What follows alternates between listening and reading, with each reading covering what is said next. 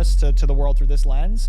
And I can trust that as soon as that's not where I'm needed most, my path's going to unfold to where I'm needed most. Yep.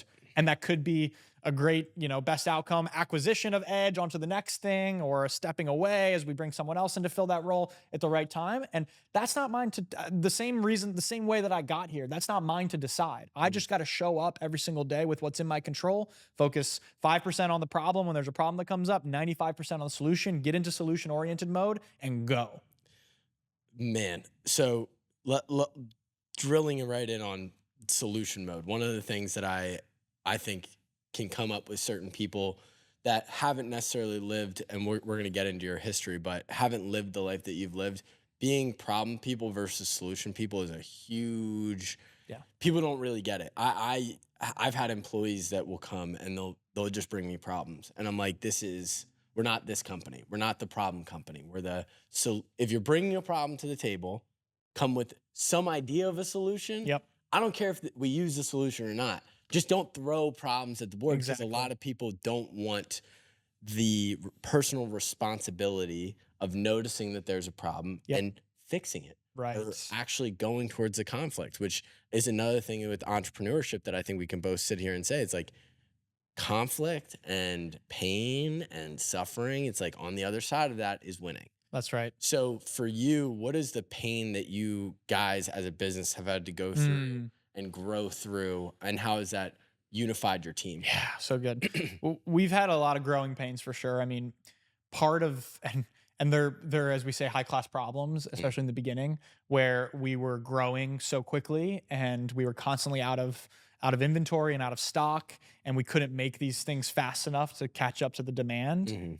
Great problem to have, of course, but that created a lot of growing pains. I mean, going from 0 to 1.3 million within 6 months, and then after our first full year in business, going from that up to 8.8 million in revenue. Those are big jumps happening very quickly. So building out the right team and personnel, growing pains, building out the infrastructure without bloating, without getting too far over our skis. That's where you see the kiss of death for a lot of entrepreneurs that are in that situation. You can get too far over your skis. You either order too much inventory, you don't balance cash flow, all these different things, but you can get too far over your skis, and then you get hit with a little bit of adversity and then you crumble. So being able to manage that has been a challenge, and we've done it day in and day out. And thank God for my co-founder, Rob, and him and I keeping a close loop and doing it.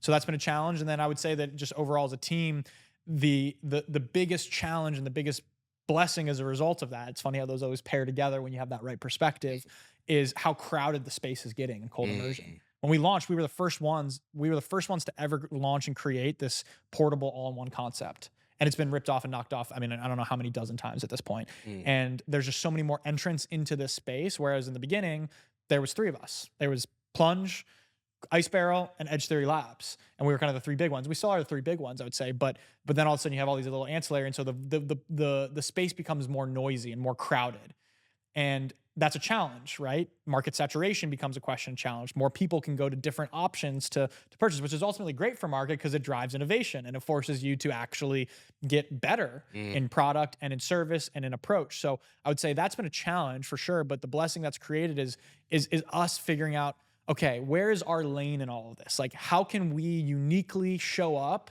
And I've always been focused on this. How can we show up and focus on running our race so that what other people are doing or coming out with is irrelevant? Because we're building this brand that has such a value and such a clarity in its mission and it expresses that in unique ways that other people can't replicate. Yeah, you can knock off a product, but you can't knock off the heart behind a team and a brand and a culture. You can't fake that. So that challenge has created us the opportunity to really focus on what is our biggest differentiator? How can we separate ourselves from the noise and from the pack?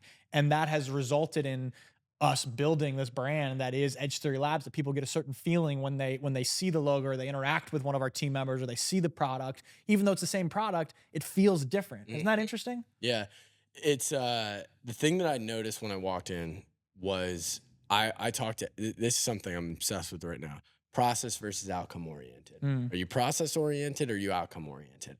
All I saw from you guys today specifically was process oriented. You guys are dialed in on your process. It's not about what our revenue numbers going to be. It's not about I think entrepreneurs can kind of get into like a little bit of a mental masturbation game where they're like, oh, like this is our projections and this is where we're going and Ugh, this is all the, and you'll use up so much mental energy on the outcome that realistically what needs to be dialed is this 0.5% here or this minor improvement mhm. here. And that's something that it's the unsexy stuff, but Yeah, specifically, it's what drives results. So from a CEO perspective, yeah. why be process oriented over outcome? Mm. It brings to mind a quote: "Judge judge the results of your day, judge your effort in a day, not by the harvest that you reap, but by the seeds that you plant." Mm, Don't judge success based on the harvest that you're reaping. Judge success based on the seeds that you are planting. That's been the story of my life, man. I mean, mm, that's been the story of my life is planting seeds left and right, planting seeds, falling in love with the process of planting seeds. Because if you don't love the process of planting seeds, you're going to burn yourself out mm, and you're going to be really unpleased by certain harvest days. So you have to fall in love with the process of planting seeds. So that's just what I've done my entire life, and it's led me to this place that I'm at now.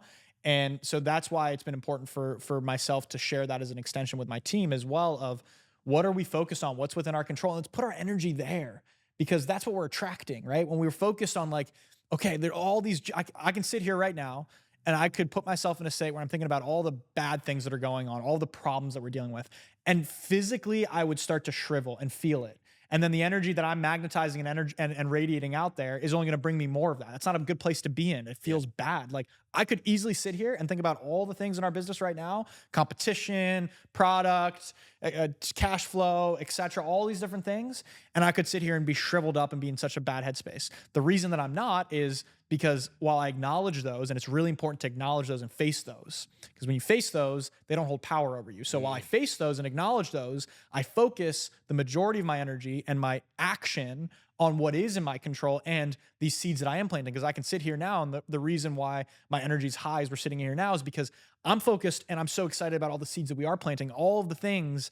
Like the vortex is full and of just all these juicy things that are out there and that are working and that are germinating and that are fermenting and yeah. blossoming. And when they come, the reality is, and the reason why it's important to be process oriented versus outcome is because when they come, it's already old news. Yep. When you launch the product, as soon as you launch it, it's already old news. The juice is in the creation of it.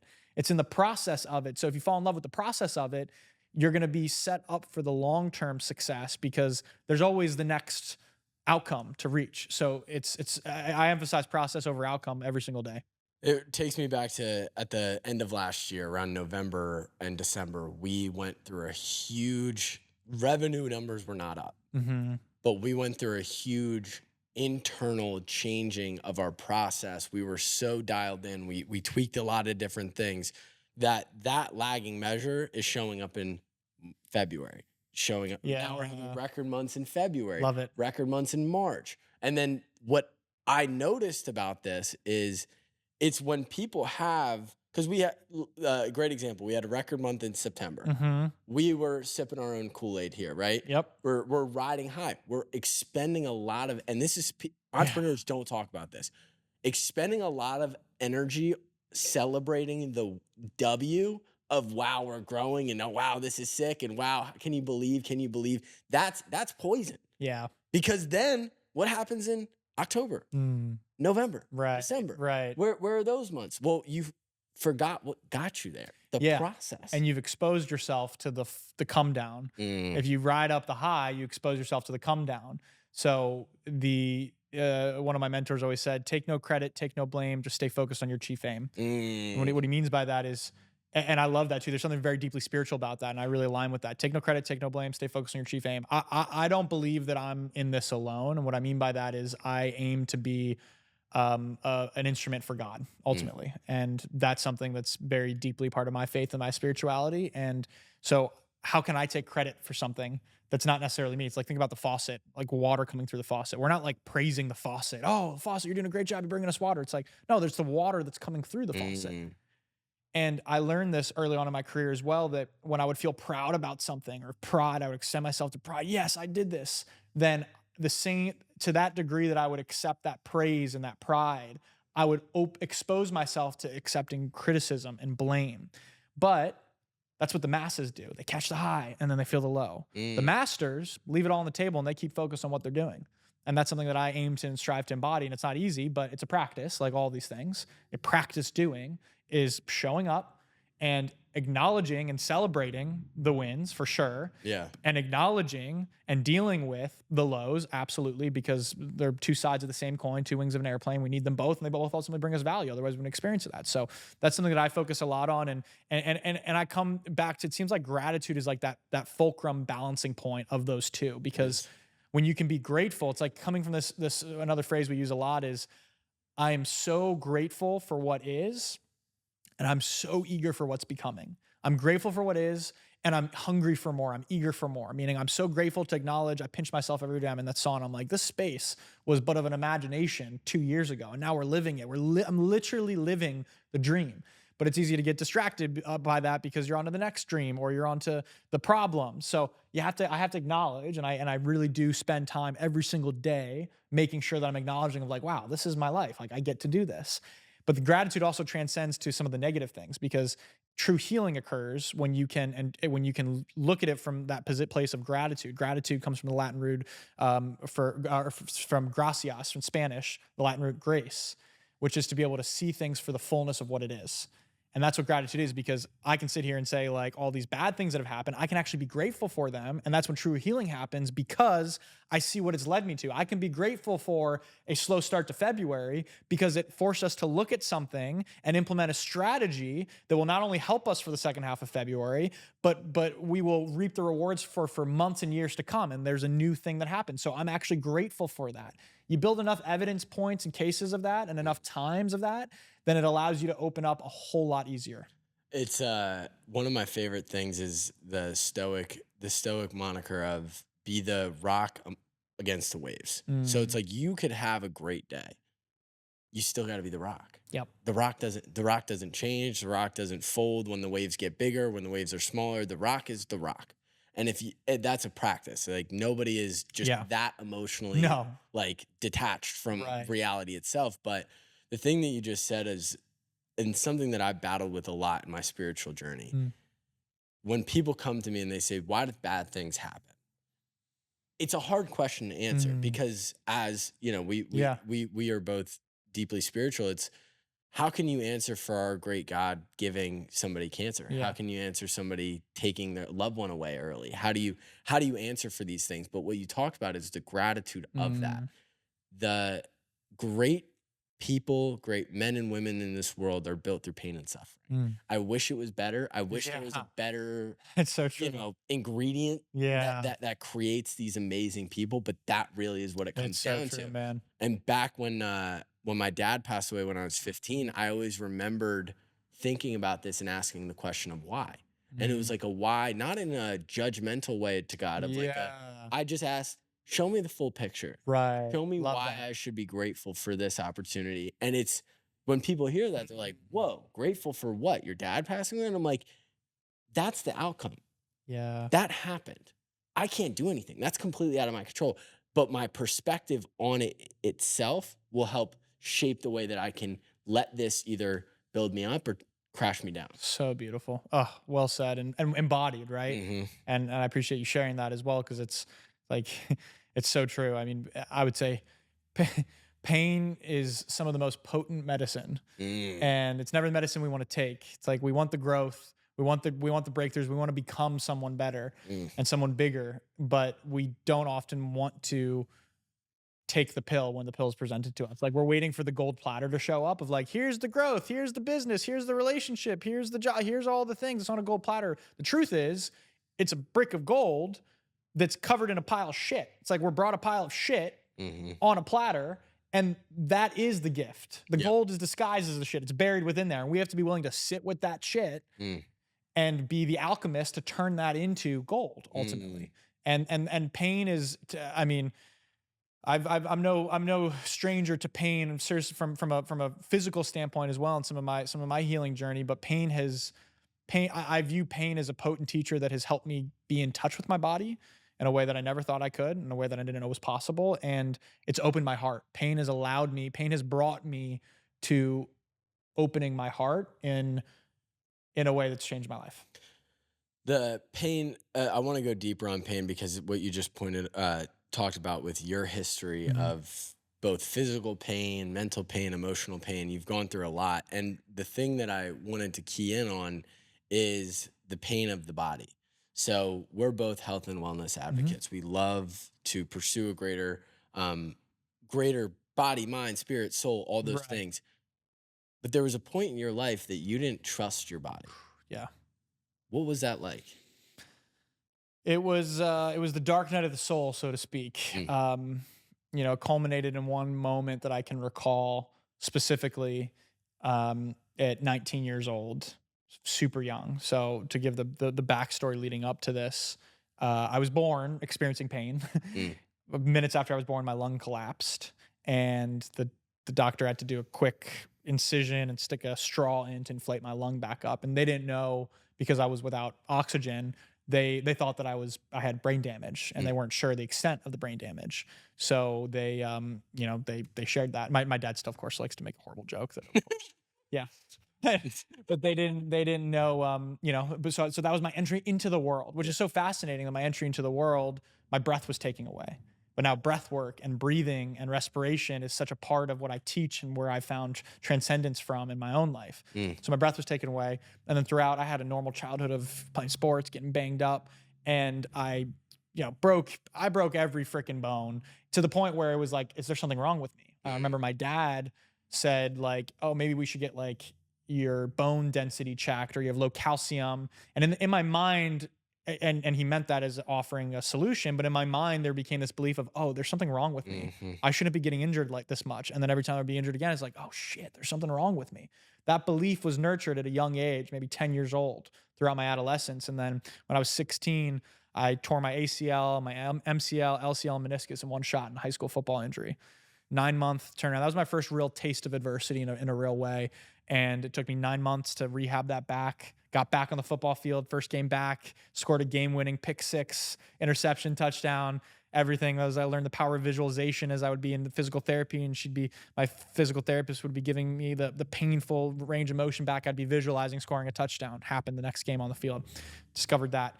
And then the year after, I had a really scary injury called compartment syndrome from a blunt force trauma repeatedly from my quad from a football injury that then transitioned outside of football. I was about 3 hours away from having my leg amputated. So showed up in the hospital because my leg was super swollen, so painful, hoping to just get some pain meds and get home to rest it and ice it. And they said, we need to take you to surgery now. But can we get a second opinion? Like, mm, this seems a little, and like, no, if we think this is what it is, you can, but we're gonna have to amputate your leg in the morning. mm. So we're like, okay, surgery sounds great. Get Yeah. wheeled into surgery. They do a fasciotomy, relieve the pressure because my muscle compartment with the fascia was just so blocked up and so deeply bruised and filled with blood that no blood flow was going down. So that happened. Recovered from the surgery. Okay, feeling okay a little bit. I had some back pain from a herniated disc later, and so like all these things throughout my childhood, boop boop boop boop, just adding up, and I'm not feeling well. I walked around like an old man. I remember getting like we would eat lunch on like the ledge by the basketball hoop, and I would jump down from the ledge and like grunt, and I would like ugh, like an old man, Mhm, and I started feeling like I'm probably going to be in a wheelchair by the time I'm 30 is mm, what I had. That was in my brain somehow. And then I went to college, and my first year in college, I had a appendicitis, which is normal. Not, I mean, normal-ish, right? It's a common procedure, the appendectomy, but the doctor nicked an artery during the surgery. So I started bleeding internally. Woke up from that, was feeling a world of hurt, and they tried getting me out of the hospital, and I'm like, something's wrong. They stood me up, and I passed out. And they're like, okay, let's do some tests. Found out I was bleeding internally. Let's get blood transfusions. In the hospital for a week, touch and go. It was really touch and go. So I got home from there. I had to leave my first semester of college early. And I was kind of thinking, I went to college. I'm like, this new chapter ahead of me. Okay, I'm going to start getting healthy again.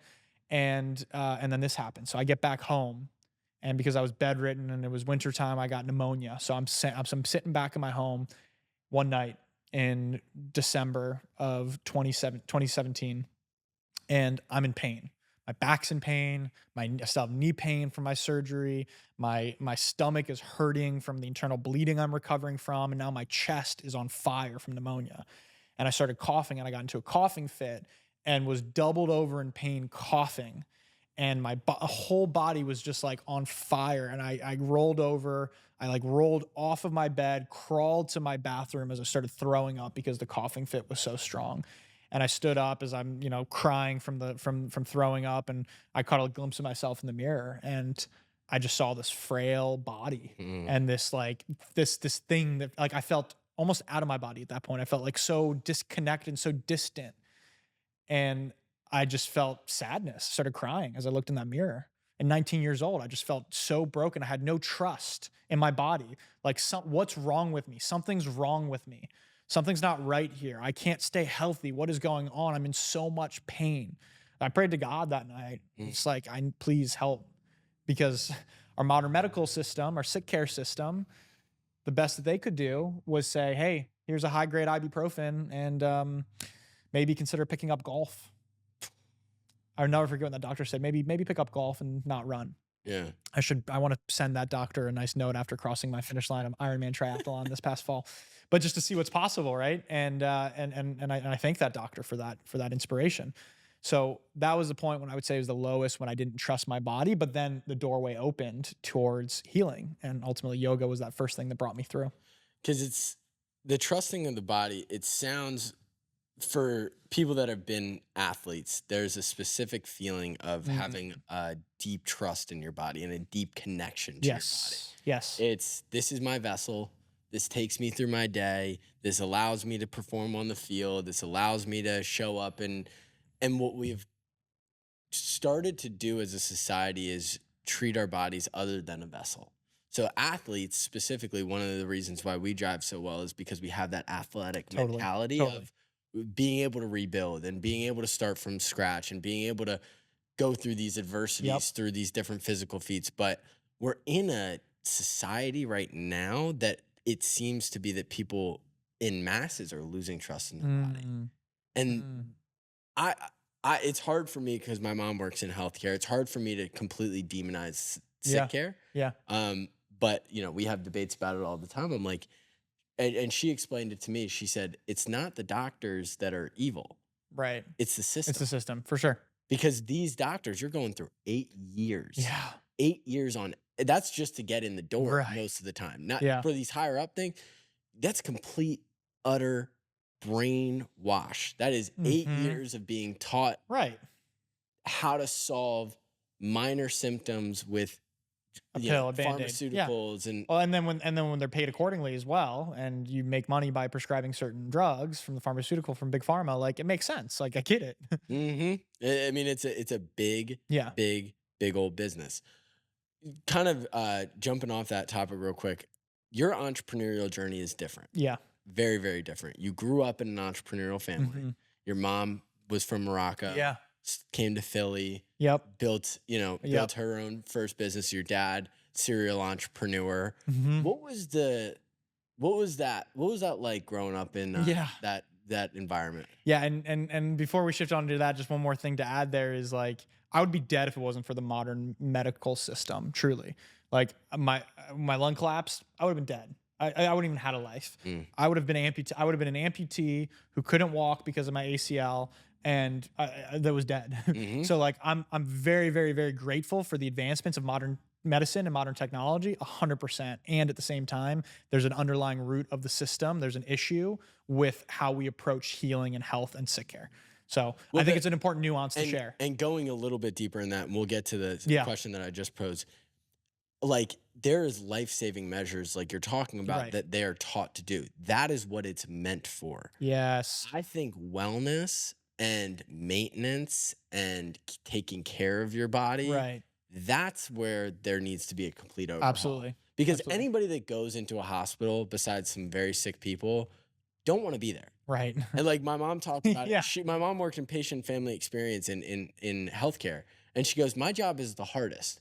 I have people coming in, they don't want to be here. Their family doesn't want to be here. Nobody wants to be in those situations. Yeah. So how do you turn that into a positive, and then at the same time take a little bit of the business out of it? Because at the end of the day, these things, these life-saving surgeries, they're expensive. Yeah. They make a ton of money on them. Yep.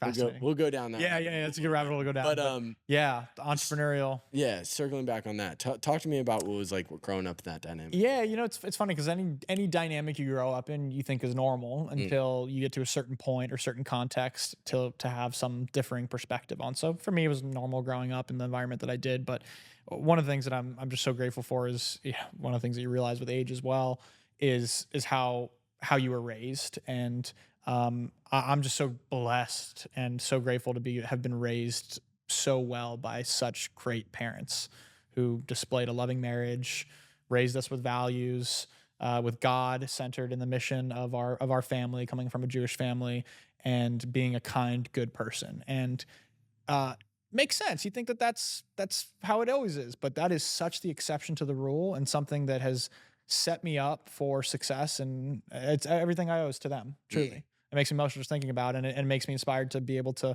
pass that along to my kids as well. mhm, So I'm so blessed for that, especially down to the level of you mentioned entrepreneurial family. I grew up in an entrepreneurial household, right? My dad, serial entrepreneur. He had started, sold different businesses after being a corporate dropout and taking the leap into plunge into entrepreneurship. And my mom being an American dream success story with her and her brother and her siblings and starting her business and being entrepreneurial. So naturally there was this instinct that was fostered within myself and my siblings to do things differently mm, and to challenge the status quo. mm, And that was normal. So doing things differently and paving your own path was normal. My parents didn't care. My mom, she never cared about our grades or what we did. She cared about who we were becoming as people. She didn't she picked us up and she asked us from school when we were younger. She wouldn't ask us like, "What did you get on your test?" She would ask us, "What was a good deed that you did today?" Go, what a rare thing, right? Like how beautiful is that? And so that was instilled with us. The three words: attitude, attitude, and gratitude. That was the mantra that we were raised with. Attitude, attitude, and gratitude. It's all about our attitude. We have control over our attitude and coming from that place of gratitude. mm. So it makes sense, right? When you look back, but it was funny because being in that and growing up in that environment, like we watched Shark Tank all the time. Yeah. So we watched Shark Tank all the time. It was always on, and my dad would always pause it. And like when someone would come on and ask for the, say, "Oh, we're here seeking $100,000 in exchange for 5% equity in our company," like he would pause and be like, "Okay, what are they valuing their company at?" And have us do the math real quick. And Yeah. so we learned how to do math and watch and break down. He would pause and break down like exactly what the sharks were about to say or like something he saw differently. And I never thought that was just what we did. And I didn't realize that was rare until one of my friends, Chad, came down and visited. And he was just like, I felt like I was watching Shark Tank with your dad was like watching sports with Michael Jordan, like Yeah. watching basketball. Like that was so cool the way he broke it down. So there was always that element fostered. And my sister, she went to Stanford. She dropped out of Stanford and started her own company. So like there was that entrepreneurial blood. And for me, there was almost a lot of pressure, right?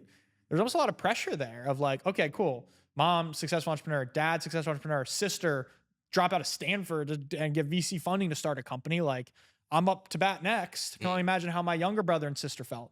Like I'm up next. Okay. And I was kind of a little bit of a rebel always, and so I was almost wanted to be a rebel to that. I'm just like, oh yeah, just because they're doing that doesn't mean I have to do that. So, but there was pressure in that sense, and I didn't think that I would be ultimately in entrepreneurship, running a business the way that I am now. Truthfully, that's where my path led me. How did you get there though? Because it's an interesting winding story of, I mean, I've met a lot of people that have cool college stories. Yeah. Yours might be one of the coolest. So talk to me Yeah. about what was that experience like, kind of dipping your toes Yeah. in the water of entrepreneurship? Right. So I get to college. First semester, have that appendicitis. I decided to come back second semester to give it one more shot. I was considering transferring. I didn't know anybody, didn't have a lot of friends. Went back second semester. So glad I did. Ended up joining a fraternity. That's where I met Chad and met a bunch of my best friends. And the experience changed drastically.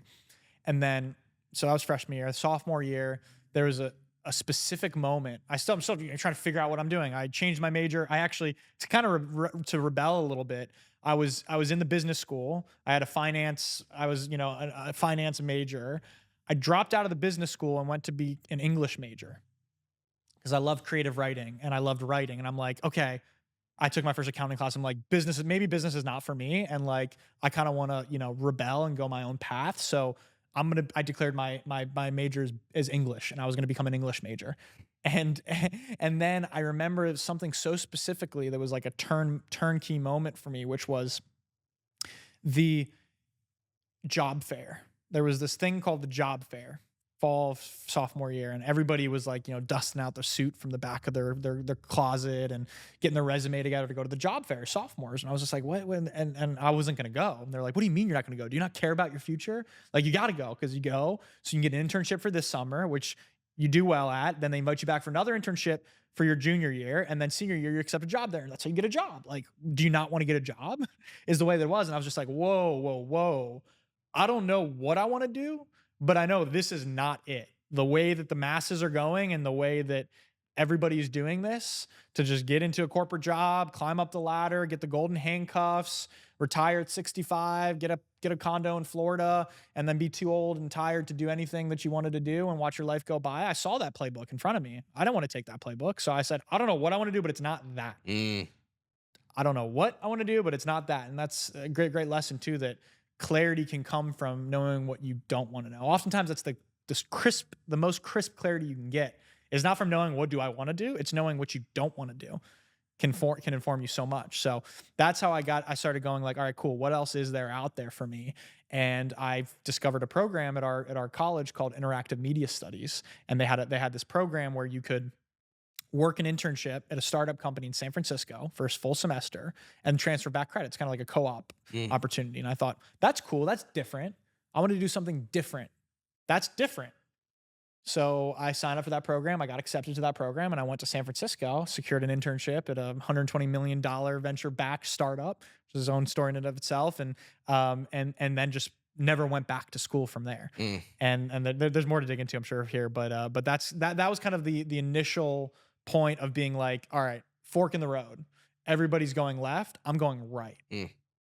I think it's like we had similar experiences in college when you feel this pressure to figure out who are you going to be and what are you going to aspire to be. And I remember walking in the door freshman year, and I was like, I was a bio major because I wanted to be a doctor. And the only reason I probably wanted to be a doctor, I remember this.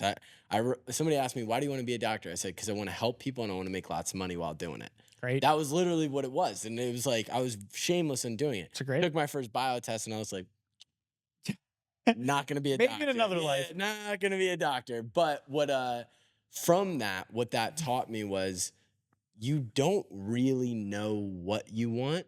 And what you said is so powerful. It's like I learn most from people on what I should never go do or what doesn't align with me. In that process, though, it really comes back to self-mastery and starting with you. And we live in a society that is constant distraction. It's constant, what is so-and-so doing? What's going on social media? What's going on in the news? What's going on?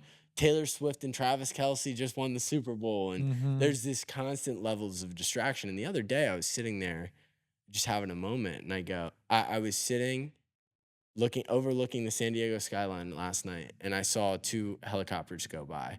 And in the moment, I'm in this deep trance of thinking about myself, mulling over super insecure points that I was having, diving deep on what do I want, what do I desire, things like that. And I immediately got distracted because these helicopters are going by, and because we're so pre-programmed to fear, I went down a spiral. And all of a sudden, I'm stressing of, what does that mean? Like, and then I'm thinking about world problems, and then I'm thinking about this, and what is that doing? Pulling me away from focusing on what actually matters, which is the self-mastery. That's right. How in this crazy world that we live in are you spending time focusing on self-mastery? Great question. Know thyself, right? One of the most famous lines. Know thyself. It's been a pursuit. It feels like it's less of how am I spending time on that and more of like, what am I spending time on other than that? Because it's just become so ingrained with who I am. And that really happened when I was living in San Francisco and I got on this path of personal development. The way that I got into personal development was being introduced to Tony Robbins. Quite literally. I mean, being introduced to him quite literally. I was at our company that I was working at. He came into the office one day. He was an investor, and he came into the office one day. I didn't know who he was, and this huge dude comes in with the presence that fills the room. You could just tell right away. This guy walks in. He's a tall guy, booming voice, commanding presence. His presence filled the room. And I was just like instantly like, who's that guy? Mm. And the count next to me was kind of like starry eyed. And I was like, who's that guy? And he's like, it's Tony Robbins. I'm like, oh, okay, Tony Robbins. Like pretending like I knew who he was and quickly like Googled Tony Robbins and like, oh, wow. And shook his hand, big mitts of a hand, great guy. And and so then I like later I was just like, oh, cool. Like, let me hear this kind of podcast. I was like, oh, whoa.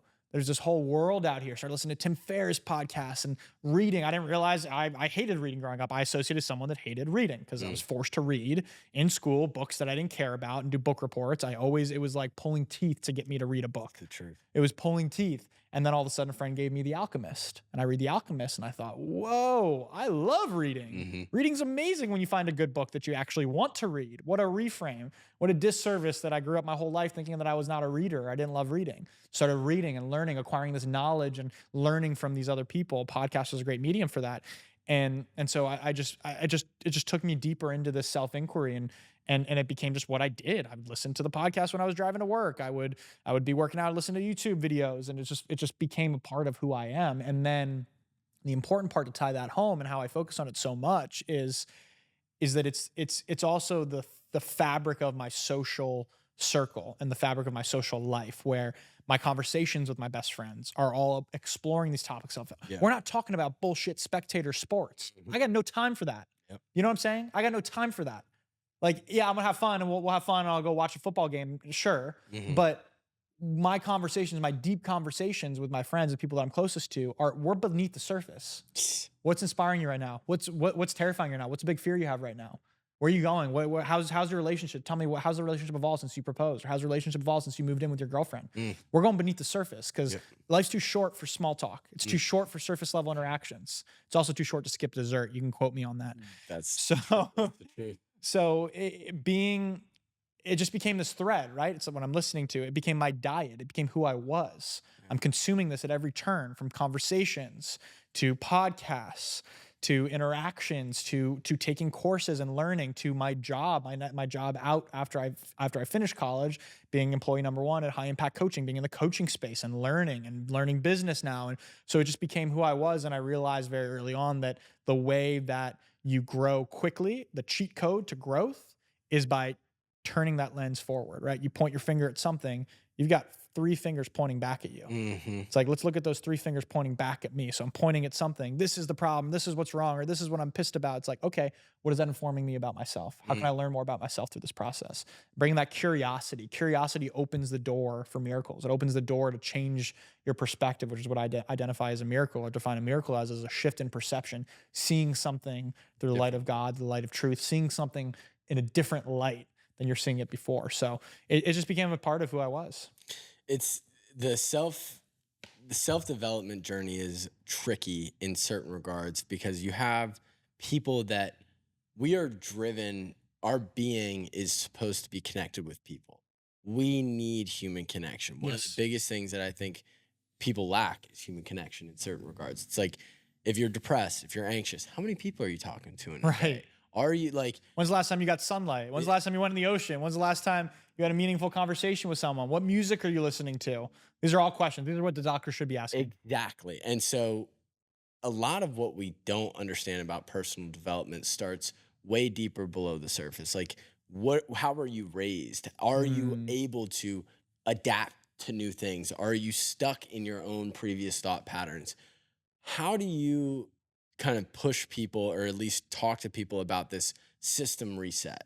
Because I recently have been talking to a lot of people in the psychedelic space, and that's what they talk about, is that we have, it's like you've heard the ski slope analogy, where it's like we are as beings, we have gone down this slope 100 times, these habits. Like if you've read Atomic Habits, it's like we have stuff ingrained in us that we do habitually that we don't even realize. We don't know our cues anymore. We don't know these things. What they talk about in the psychedelic space, it's like a new fresh powder on the mountain. It's new lanes that you can now travel. In that perspective, do you think that helps personal development, or somebody like myself who hasn't ventured into that world yet but is well informed on it? I started at the habit. I started at the listening to the podcast, the becoming a student of the game type of thing. Where do you think it starts? It starts by and how I aim to embody it, or how I see this happening, or how I see my role in this is by I'm skiing the back country. Like I'm Mm, skiing the trees, I'm blazing my own path, and through that, mm, I hope to inspire others and show others it's possible, mhm. right? And that's the purpose of us being here, right? Yeah, Is exactly. that it is possible, and yes, we can carve new paths and new pathways for ourselves. So I do view psychedelics as an interesting conversation, interesting topic. It's something that I've experimented with, and it's by absolutely I can absolutely confidently say that it played a massive role in my personal development for sure. Psilocybin, magic mushrooms absolutely played a huge role. But I think that a lot of people can get tripped up in that, where they view the tool as the way. For me, it's a tool that helps you on your path, or that can help you on your path Mm, at certain right times and the right ways if you're ready for it. But it's not the path itself. And I extrapolate that across to, I'd say this all the time, with breath work, with cold immersion.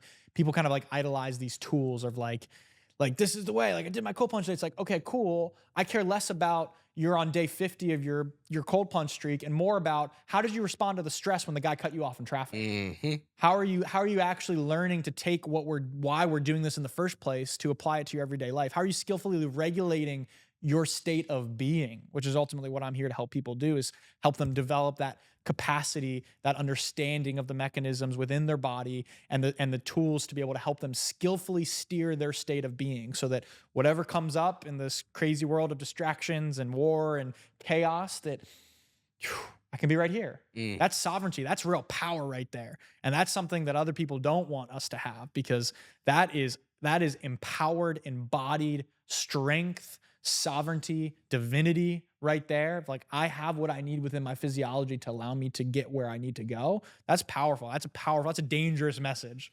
Well, think about it, with marketing. Like I'm a marketer. Like Yeah. part of what my job is to get people interested in things that they didn't know that they were supposed to be interested in. And what I've recognized in my own patterns is when you're in this consumption cycle, Mhm. which is I think really where people are. I don't think it's as complicated as we let people believe it is.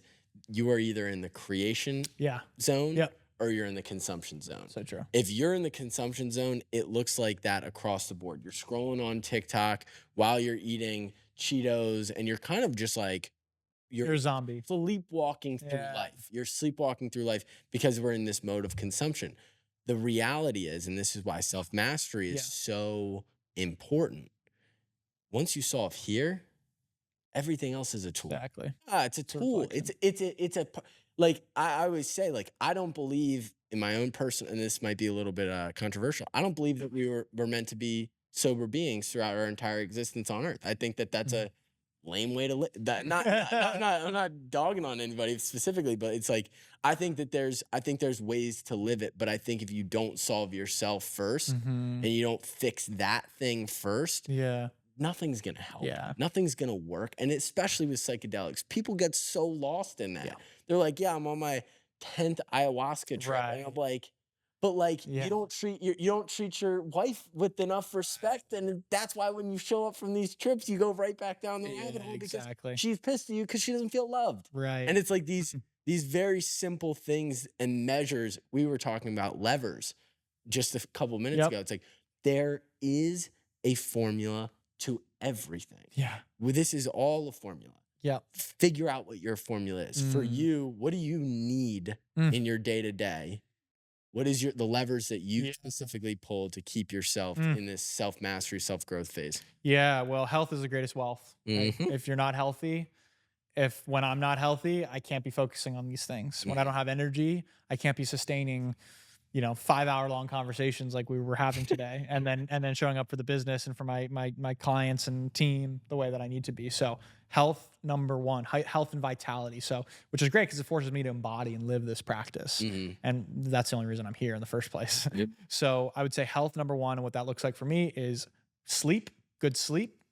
And yeah, I was like, say rules are always meant to be broken, like everything in moderation, including moderation. It's Hmm. like, yep, I'm in bed most days by 9 p.m., 9:30 p.m., 10 p.m. I'm asleep typically. Yep. But there's always occasions that it's worth breaking your bedtime for. And you got to be able to say yes to those occasions sometimes too. It's all cost benefit analysis. Hmm. So the same with like with drinking, for example. It's like I don't drink much at all, maybe a handful of times a year now. But Mhm. it's like sometimes, for me, it's an intuitive thing. Like when I feel good about it, so I've got a great relationship with alcohol in that way, and it works for me. It's gonna work differently for everybody, but for me, it's like I ask myself and my body in that moment, would it feel good for me to drink right now? The answer is almost always no. Sometimes the answer is yes, and when it is, sure, I'll have that beer. I'll split a glass of wine. Often it's like, yeah, okay, cool. I'm gonna have a glass of wine with a pretty girl sitting across from me. Like, yes, I'm gonna have a Yeah. glass. That feels good right Yep. now, right? But I would say overall, it's maintaining this and knowing myself and knowing how certain things influence the way that I feel and show up. So food is a big part of that. If I Mhm. go eat like garbage, I will feel it the next day. If I'm not breaking a sweat or exercising, I will feel it and I will notice it. If I'm not mentally doing my daily prayer or meditation, I will feel it. So those are a couple of the key things: good sleep, good food, inspiration, spirituality, prayer, meditation, like kind of in one bucket is like the vibe. Mhm. And then social, filling up the social battery for me is big as well. And that just means deep conversations with people. Has to. And that is deeply fulfilling and nourishing to me. And I notice when I'm not sipping from that cup of inspiration that I feel it. So that daily inspiration, whether that's a 5-minute YouTube video on my way to work or having a conversation with one of my teammates or a friend and going deeper past the surface to like tap into that well of potential. Those are a couple of the key things that allow me to show up to be my best self every day so that I can continue to be pulled forward and have infinite energy in that way. It's interesting about discipline because everybody's first response to discipline is, I don't want to lose all my freedom. I don't, they view discipline, as some people will, as a loss of freedom. No, the They're opposite. tied to this schedule, they're tied to these routines, they're tied to these habits. But what I've personally recognized, and something I'd be wanting to get your opinion on, actually the more habits you have, the more control you have, Mhm. because we look at our happiness, our state of well-being, our health as levers to pull.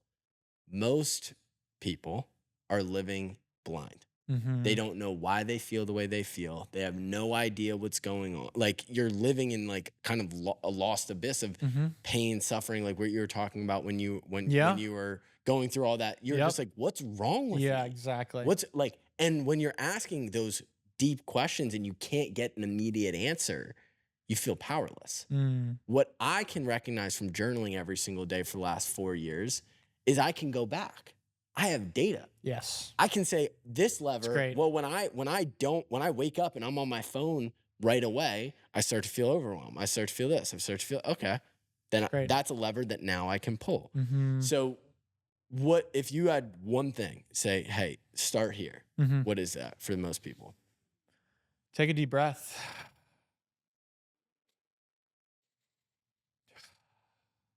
It's such a powerful tool. I mean, It's so in true. one deep breath, your body chemistry changes, your Mhm, pH levels change, your vasculature opens up in a certain way. You're rebalancing. You're an alchemist. You're balancing. You're a chemist. You're balancing the chemistry of your body, mhm. and if it allows you to take a pause because we're so on to the next stimulation, next, that just being able to take a simple deep breath can help slow things down and Mhm, also help you start to get in touch with yourself, mhm, which is one of the biggest lessons I learned after that first Wim Hof method retreat in Iceland was this connection, establishing this connection with my body and that, whoa, there's actually this tremendous body wisdom that I have and that we all have. There's this thing called our intuition. There is this thing, our gut feeling about something. We have that. That's a muscle we can build the same way that we build our glutes in the gym or our biceps. It's a muscle that we can exercise and strengthen. That connection to our body, that volume of our intuition. Because what I found is that the intuition is always whispering to us, right? It's always talking to us, but the volume is really low and it's drowned out by the noise of the distractions of the day to day. mm, And through some of these practices, like a simple deep breath, getting into the cold, doing a deeper breathing journey, whatever these practices are, going on a run. What starts to happen is you lower the volume of the mental chatter and the stimulation living up here, and you start to be able to hear those whispers of your intuition more loudly, and then you can act and follow from that place.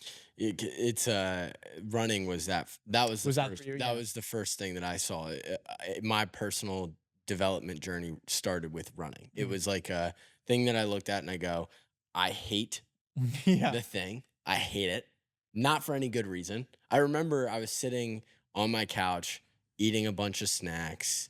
This was like right around COVID. And I think COVID was a huge flip for a lot Yeah. of people because all you had was that consumption. Watch more TV than you've ever watched, more Netflix, Yep. eat more food than you've ever eaten, buy more things than you've ever bought, like all these different consumption metrics. And I couldn't escape it. Because even when I went to the gym, Yeah. this is following me Yep. everywhere I go. And I remember feeling my body one day, and I go, if I don't do something different, this thing is Mhm. gonna just give up. Mm. This thing doesn't need like this thing doesn't want to go through this. Right. Like my body does not Yep. want to get put through this. And I ran, and it sucked, and it sucked every single time after that. But then Now you're running ultras. exact but at one moment you go, this pain, it dials down that chatter. Yes. You start to turn that Yes. no. And Yep. now I'm sitting here and I'm like, if I don't go and work out, Yep. oh, it's Uh, loud. I can barely hear yeah. myself think. So true. And you're touching on something huge here too, which was another right like accelerator for growth for me. And when you ask about being on this journey of learning who I am and focusing on this inner, one of the greatest things that I found in speed ramps towards accelerating that process of growth is by challenging yourself. Mm, When you challenge yourself specifically through endeavors like running a marathon, triathlon, climbing mountains. That's why I love mountain climbing is it's you get to know yourself. You get to know yourself on such a deeply intimate level when you are pushing yourself to the perceived limits of your capability. That edge zone, that's what we named it Edge Theory Labs. It's that edge zone there where you're pushing yourself past what you thought was possible. That's where you find yourself. That's where you create yourself. You forge yourself in those moments. You get to decide who are you, and you get to learn and meet yourself in those most intimate and vulnerable moments one on one, and there is no mental chatter there. It is just you and you. mm. And that's how I started approaching these different challenges. And I'm all about these macro and micro challenges on a daily basis. But how do I engage in a challenge so that I can learn who I am as a result of that, and I can create who I want to become through engaging in these challenges.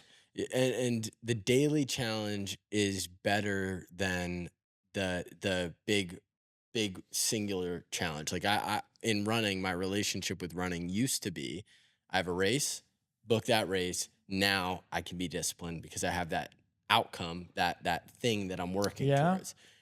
It wasn't until I realized that we're just doing this for life yeah, that I was truly able to take a step back and be like, no matter what, right, I need this. This is a vital tool in my toolbox. right. The thing about contrast therapy, Mhm. I would bet the average marijuana consumer, Yep. if they did contrast therapy, Yeah, their whole perspective would yeah, change yeah, because all they're doing is they have a desire or yeah, a cue yeah, that's raised. I need to regulate my stress right now. right. They feel, okay, let me go Yep, smoke, which I'm totally okay with, sure. totally fine with. There's absolutely nothing wrong with that. But there's consequences, just like with anything, just like with alcohol, Mhm. just like contrast, there are zero consequences. There are consequences, they're just good They're good consequences. Yeah, consequences. yeah, It's all positive yeah. in terms of the community that you build and everything like Mhm. that. How have you seen that change people's lives around you? In every which way possible. I've seen people engaging with things like the cold or the heat therapy, contrast therapy, the combination of sauna, cold tub, cold exposure, change lives every which way. From having war veterans say, "This is the first time I've ever felt or experienced relief from my PTSD symptoms," to a someone saying, "This is the first time I felt this level of energy. I didn't know this was possible," to someone saying this has saved my life because I was able to give up my addiction to other drugs Mm, as a result of this and stay sober. Like, mhm, talk about life changing. To I now am able to. I don't have back pain anymore mhm. because I'm able to. My body is healing in a big way through this practices. So it's like what amazing tools that are really accessible. Mhm. It's one of those it's why I think this biohacking world is becoming so biohacking Yeah. like health optimization is becoming so big is because we're getting we're getting down to the nitty gritty that if you solve a lot of internal problems with yourself physically, that will then help you emotionally. Like yoga, one Yeah. thing I wanted to go deep on with yoga for both of us Mm. was the start of our health journey. Yeah, interesting. Not even running and not even like Right. lift bodybuilding and doing these. It was yoga. Why yoga? Well, yoga for me, and when I was in that, dark rock, I consider that a real rock bottom moment for me in terms of at least feeling like I was lost in the world and lost in my body. My uncle had gone through transformation through yoga. He lost like 45 pounds. Wow. He kicked out inflammation. He looked younger and better, and he was obsessed with yoga. And he was doing the sculpt yoga, like the yoga with weights, core power. And he, and so he was just like, come to the class. And I'm like resisting. I'm like, no, I don't want to go do yoga. This is back in 2017, where it's like, yeah, Yeah. it wasn't a thing to do, especially as a guy going to No. yoga class. You're like, no, that's not it, right? And so I was just like, oh, okay, well, it's with weights, it's a workout class. Like I'll go. So I went along, and it was a great class. But laying in shavasana at the end of that class was the first time that I experienced a brief sense of relief. It was the first time that my body wasn't screaming at me. Mm. I felt stillness. I'm like, what's that? Oh, that's interesting. What was that shavasana thing we did? That felt good. Mm. And I walked around for, an hour feeling really good. And then the pain kind of came back. I'm like, oh, interesting. We play with this. Started doing more yoga, different types of yoga. And I started firstly seeing how, whoa, I can start to change my body. I'm regaining flexibility. I ended up being able to finally sit on my knees, which I didn't think I was ever going to be able to do after my knee surgeries because my range of motion was poor. I'm seeing my range of motion increase.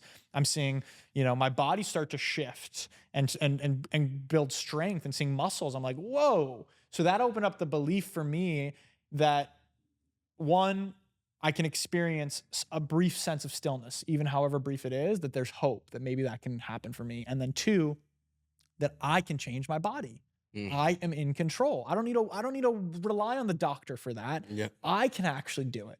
So that set me up so that when I heard Wim Hof on a podcast, this crazy Dutch guy talking about getting into the cold and breathe, motherfucker, that actually, and he was saying that we are in control for our own health, our own strength, and our own happiness. That resonated. So I was in such a prime position to hear that, where I'm like, whoa, I want to learn more. And he's talking about using the cold and using the breath that is scientifically proven through the research that they're doing to be able to tap into our hormonal systems, our endocrine systems, and shift our state of being, our neurological pathways and dopamine and adrenaline, and shift our way of being through doing things like cold and through breathing and building our strength as a result of resilience and doing these things, and our immune strength and increasing our white blood cell count as a result of releasing adrenaline through the breath work we're doing. So I'm hearing all this. I'm like, this sounds incredible. Like I feel like this is something I want to go explore. So after I'd taken yoga to a place where I became a yoga instructor and was so deep into it, then it's like when the student is ready, the teacher appears. When the student was ready for me, it was yoga. Amazing. And yoga is still a great through line for me in my life. And then as soon as I was ready for that next, the teacher appeared in the form of this crazy Dutch guy named Wim Hof and sent it out to do an Iceland retreat in 2019.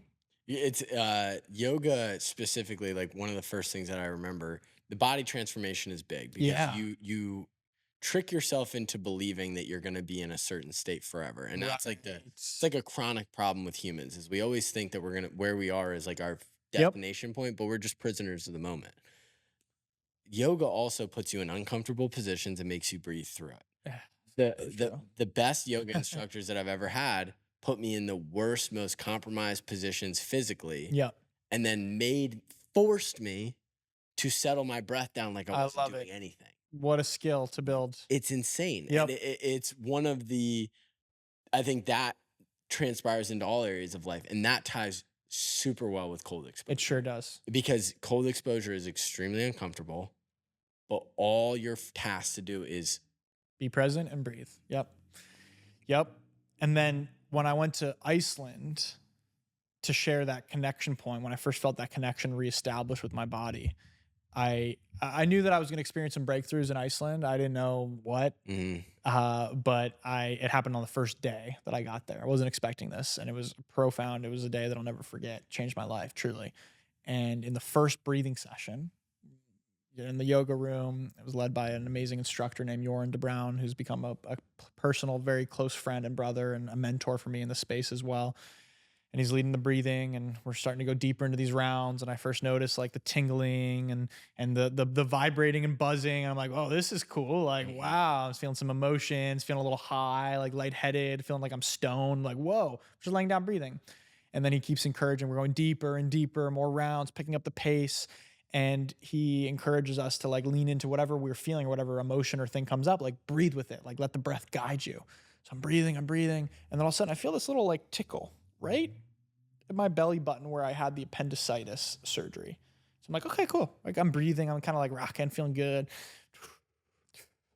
Breathing into that. And we're doing more of a super ventilative, hyperventilation, controlled hyperventilation breathing practice. So I'm breathing. And then I start to trace that tickle and it kind of starts to move a little bit. I'm like, okay, I'm gonna follow this. And I'm moving, moving, and it kind of goes up, up, up, up, up to my chest. Okay. To my throat. And kind of feels like it gets stuck in my throat. I cough a little bit. And then all of a sudden out of nowhere, I'm like I'm vibing, I'm feeling good. I just start crying. Like Mm, it came out of nowhere. And I mm, was like, what is happening? And I allowed it. I was just like, okay, I'm just gonna breathe into this. And I started crying, like sobbing, to the point where you're not even making noise. You're like sobbing, hysterically, hyperventilating, crying. And I got to that point, and he or his partner Elena, who was supporting on the trip, she came over. Someone put their hand on my shoulder and just gave me the confidence to be like all good, like allow, be with it. And it gave me the confidence to just continue to breathe with it. And what happened was it was this point of incision from the trauma that I had from my surgery that was releasing from my body. Like my body, though I had mentally moved on and I had healed deep down in my subconscious, the body keeps score. It holds on to this. We mm, stored these different emotional charges in our body. And so that released. And then as I kept breathing, it went to that tickle, went to every single point wherever I had an injury. I'm talking down to like things that I didn't even remember, down to my broken thumb when I was when I was in 8th grade, to my elbow, to my knee, to my scar here, to my lung. And when I got to the lung, it kind of reversed its way back, got to the lung, to the birth.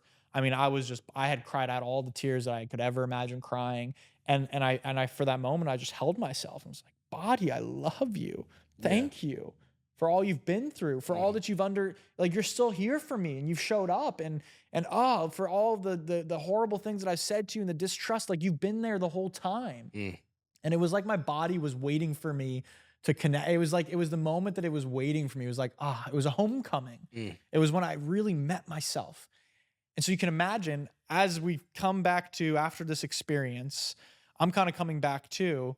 And I'm thinking, did he like spike the water with psychedelics or something? Like, what the shit just happened? yeah. Like, we would just literally lay down in a room and breathe deeply for 90 minutes. And this is what happened. What is this world? And then Yeah. we went into the ice after. And I started learning to develop that skillful regulation of, instead of white knuckling my way through challenges like I had done in the past, Yeah. find that comfort in the discomfort, that breath in the strong postures in yoga, to relax into it. And the combination of those two things, I mean, after day one, I was like, I don't, something's happening here. Like, I feel so much lighter after that breathing session. I felt lighter. My jaw was unclenched. My stomach was relaxed and dropped and not bracing. My shoulders were relaxed. And it was something that I could easily tap back into. Now, it changed everything, and it led me onto this path of being like, I need to learn more about what just happened. How did that happen physiologically? How did that possibly happen? Why did that happen? How do I share that with other people? How do I continue to do that? Because that was just it was the beginning, right? It wasn't like, oh cool, I did it, I'm great. It was the beginning that opened that door, instead of it being a one-way street, mind to body. Body, do this. Body, why are you doing that? Body, body, body. Your pain, shut up, body. It all of a sudden, this other lane opened up and it became a two-way street. Mhm. It was not just my mind to my body. Now it was my body to my mind. Yeah. This two-way street of talking to each other. Hey, okay, cool. All right, there's insight here. Oh, there's wisdom there. Okay, intuition there. Okay, pain. The pain is here to teach you this. Okay, so that was the beginning. That Yeah. these tools continued to help foster, whether it was the cold, the breath, the mountains, the triathlons, all different ways of strengthening that two-way street to get to know yourself.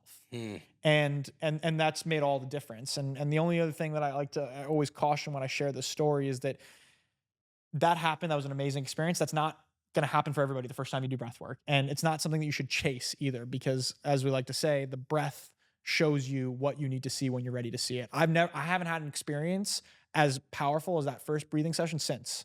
5 years later. I haven't had one since. I've had powerful breakthroughs as well, but it's important never to try to chase those. Like those happen as the outcome of showing up with your breath. Mhm. Sometimes it can be powerful. Sometimes like people see God, they have past life regressions. Mhm. They're chilling with the aliens and outer space and some amazing things. And other times you're like, wow, how come that guy got anything? I got nothing, or I just got fear. It's like, okay, well, there's something to work with there. Yeah. So we're all on our own journey with that. I just always like to say that. So it's not like you should have that That expectation expectation, going yeah. into day one of your breathing session.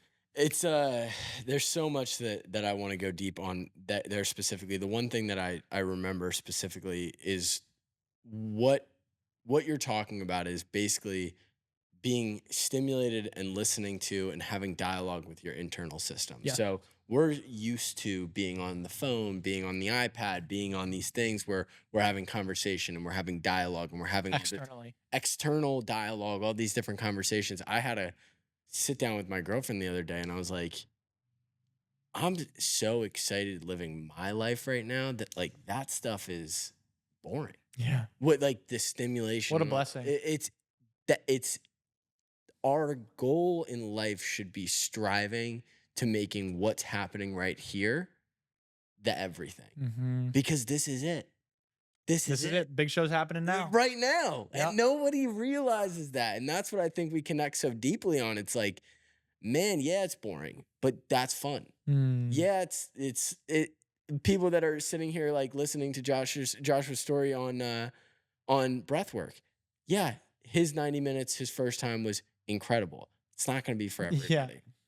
But it's still more entertaining than anything that's happening around you, the So true. noise, the nonsense. Like it seems like when Travis Kelsey, hugs Taylor Swift in the Super Bowl and that all this stuff is going on, you think that that's the most important thing in the world.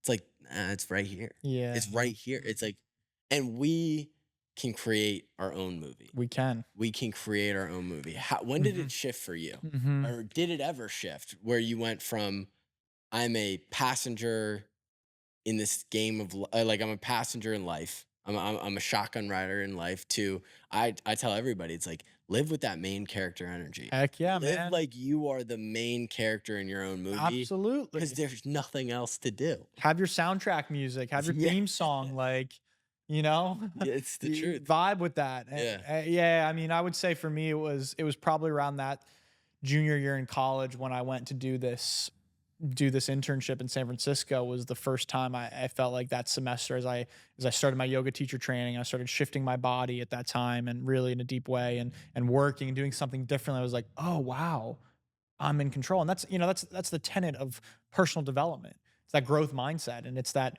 be the victor, not the victim. And you can control. As Viktor Frankl says, everything can be taken, a Holocaust survivor, everything can be taken from a man besides one thing, his ability to determine how he shows up, his ability to choose his own attitude, to choose his own way.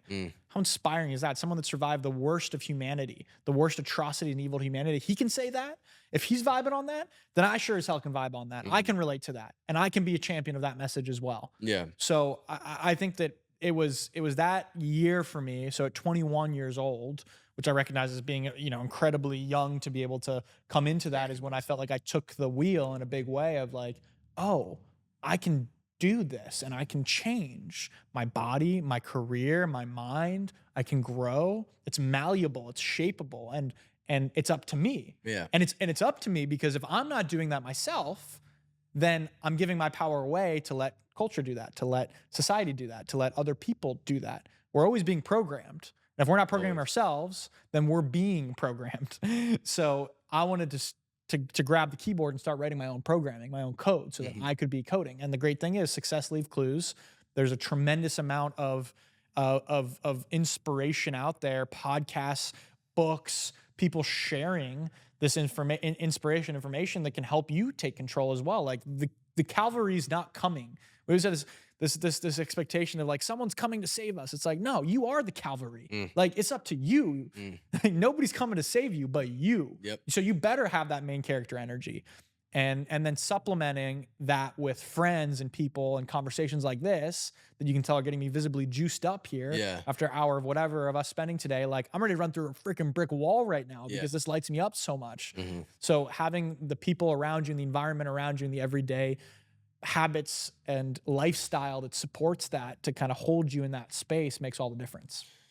It's interesting because I think we're so used to we're used to solving problems for other people. Like especially as entrepreneurs, it's like we're always in problem solving Yeah. mode. And what you will tend to see in both corporate America, in high school, in college, and it's the self service of everything around us Mm. besides serving ourselves. Mm. And there's a tendency to feel that that's selfish. And there's people that definitely, I've met people that they'll open their mouth and it's only about them. And like, Mm. yes, those people exist, but there has to be a line. I remember having this conversation when I was going through a career change, and I was talking about the thing that I was working at. Like I was working at this VC company, and I was like, I had sold parts of myself Mm. that weren't for sale. Mm.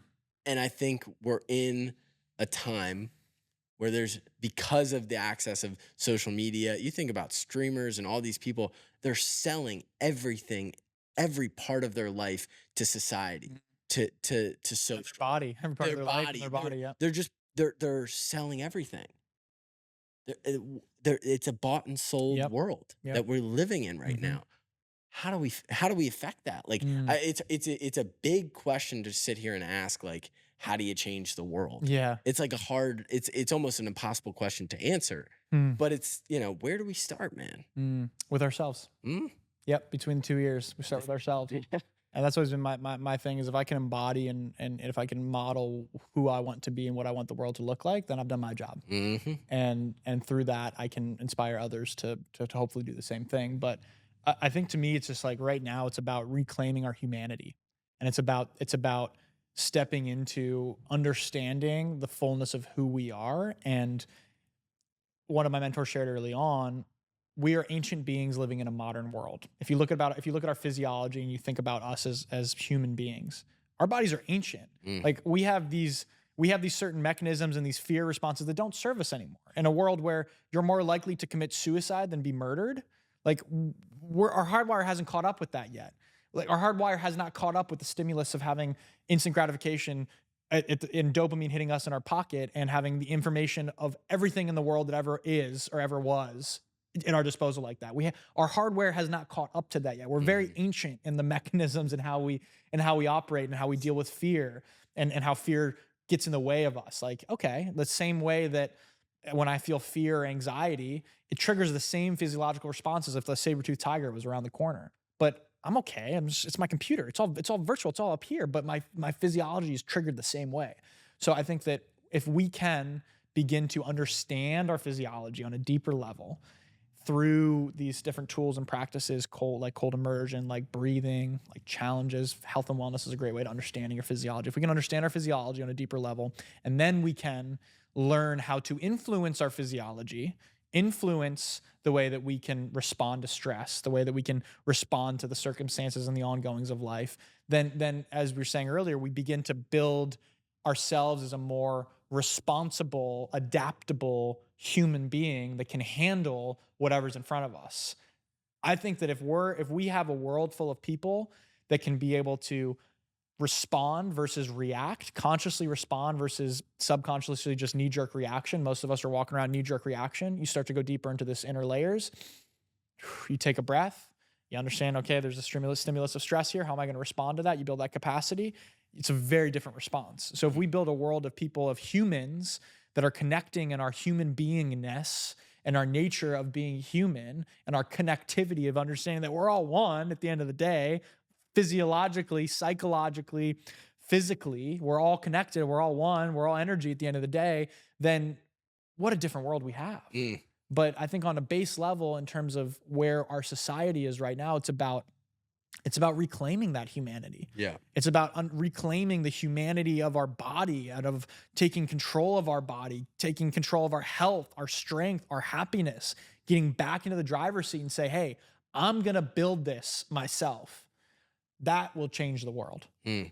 It's interesting because I think with the idea of consumption and with where we have pushed ourselves into, we care so much about so many different things. We're Mhm. not built to care that much. Right. We're just not. Or to see We're everything we're that's happening we're all around. we're built to reproduce. Mhm. We're built to build things. We're built to create. We're Mhm. definitely built to create. Yeah. I believe that in my heart. We're built to find food and shelter and provide. Like from a masculine perspective, it's protect and provide. Mhm. And really, if you go back to our ancient ancestors, that's what they focused on. Yep. Am I protecting? Am I providing? Am I building with a tribe? Which I think most people are lone wolves in this world. And it's like, where are we going? Mm. You don't like you yourself, and this comes from being like a CEO perspective or just working in a great team. Like you realize how inconsequential you really are. Yeah. You just realize that you're just a, and then once you start zooming out Yeah. and you look at the whole world, you're Yeah. like, wow, I If am this big. if you zoom out far enough, you cannot see the earth. Think about that. If you zoom out far enough, you cannot see the earth. Like Yeah. we are everything that we do in some respects are so inconsequential. Yeah. So if it is that like that, if we are just floating on a rock through space, it's like what do you Yeah. have to lose? Mm. Why should you care? And Mhm. that goes back to the point of like, why do you care? It's Mm. like we're expending so much energy thinking about things that don't matter, when if we just solved a couple of internal Mm. issues, I mean, where would the world be? Yeah. Where would the world be? It's insane. It's insane. I heard this the other day and it struck such a chord with me. If you're ever feeling like you're lacking motivation or drive or like this kick Mm. in the ass, like I'm fired up, it's because you're not connected to a source and you're Mm. not connected to a mission. And the thing that I've always, from our very short relationship together, you Mm. are a mission Mm. driven individual, like top to bottom. Your mission is just radiated off of you. Mm. And your Appreciate that. energy is another thing that just knowing you a short time is something that is very valuable in terms of your energy transfer. Like you are the highest level of energy where we're in a coffee shop and you're transferring energy to Mhm. somebody that is just standing there going through their normal day. So how is your mission and that like tied in and Mm. developed over the last few years? So good. Thank you, firstly. Uh-huh.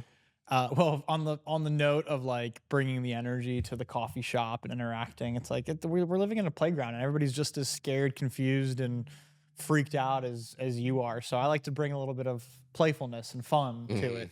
Alex Ramosi says something cool that in 3 generations' time, everybody that you know and everybody that would have said anything bad about you will be gone from this earth entirely. Like it's not going to take long before we're just memories Yep. and then even so forgotten. Like think about your great even your great grandfather or grandparent, unless there was someone absolutely extraordinary, you probably have no clue who that person was, Mhm. right?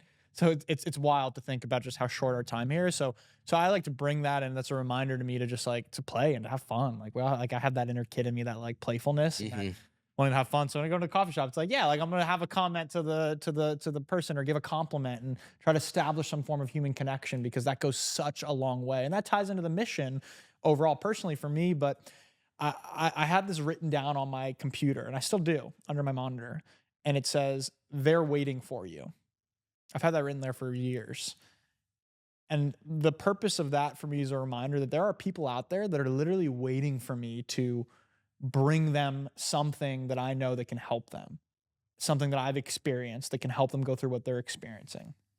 So it becomes this very selfless thing. And anytime I find myself lack of motivated or I'm not focused on what I want to be focused on, it's just a reminder that I am being selfish and that there are people out there waiting for me. Mm. There are people out there crying themselves to sleep at night. There are people out there that have their hand in that Cheetos bag and that are drip feeding themselves social media, caught in a scroll hole, feeling so bad. There are people Mhm. out there that are hooked on drugs or on meds or addicted to porn, that are getting those quick dopamine hits, that are feeling so sad and depressed. There are people out there that feel distrust in their body, that Mm. I know can feel better, and I see that potential in them. It's like I know you don't have to feel this way. And I've seen it so many times when people can shift that, and I've shifted it for myself, that there are people out there waiting for us.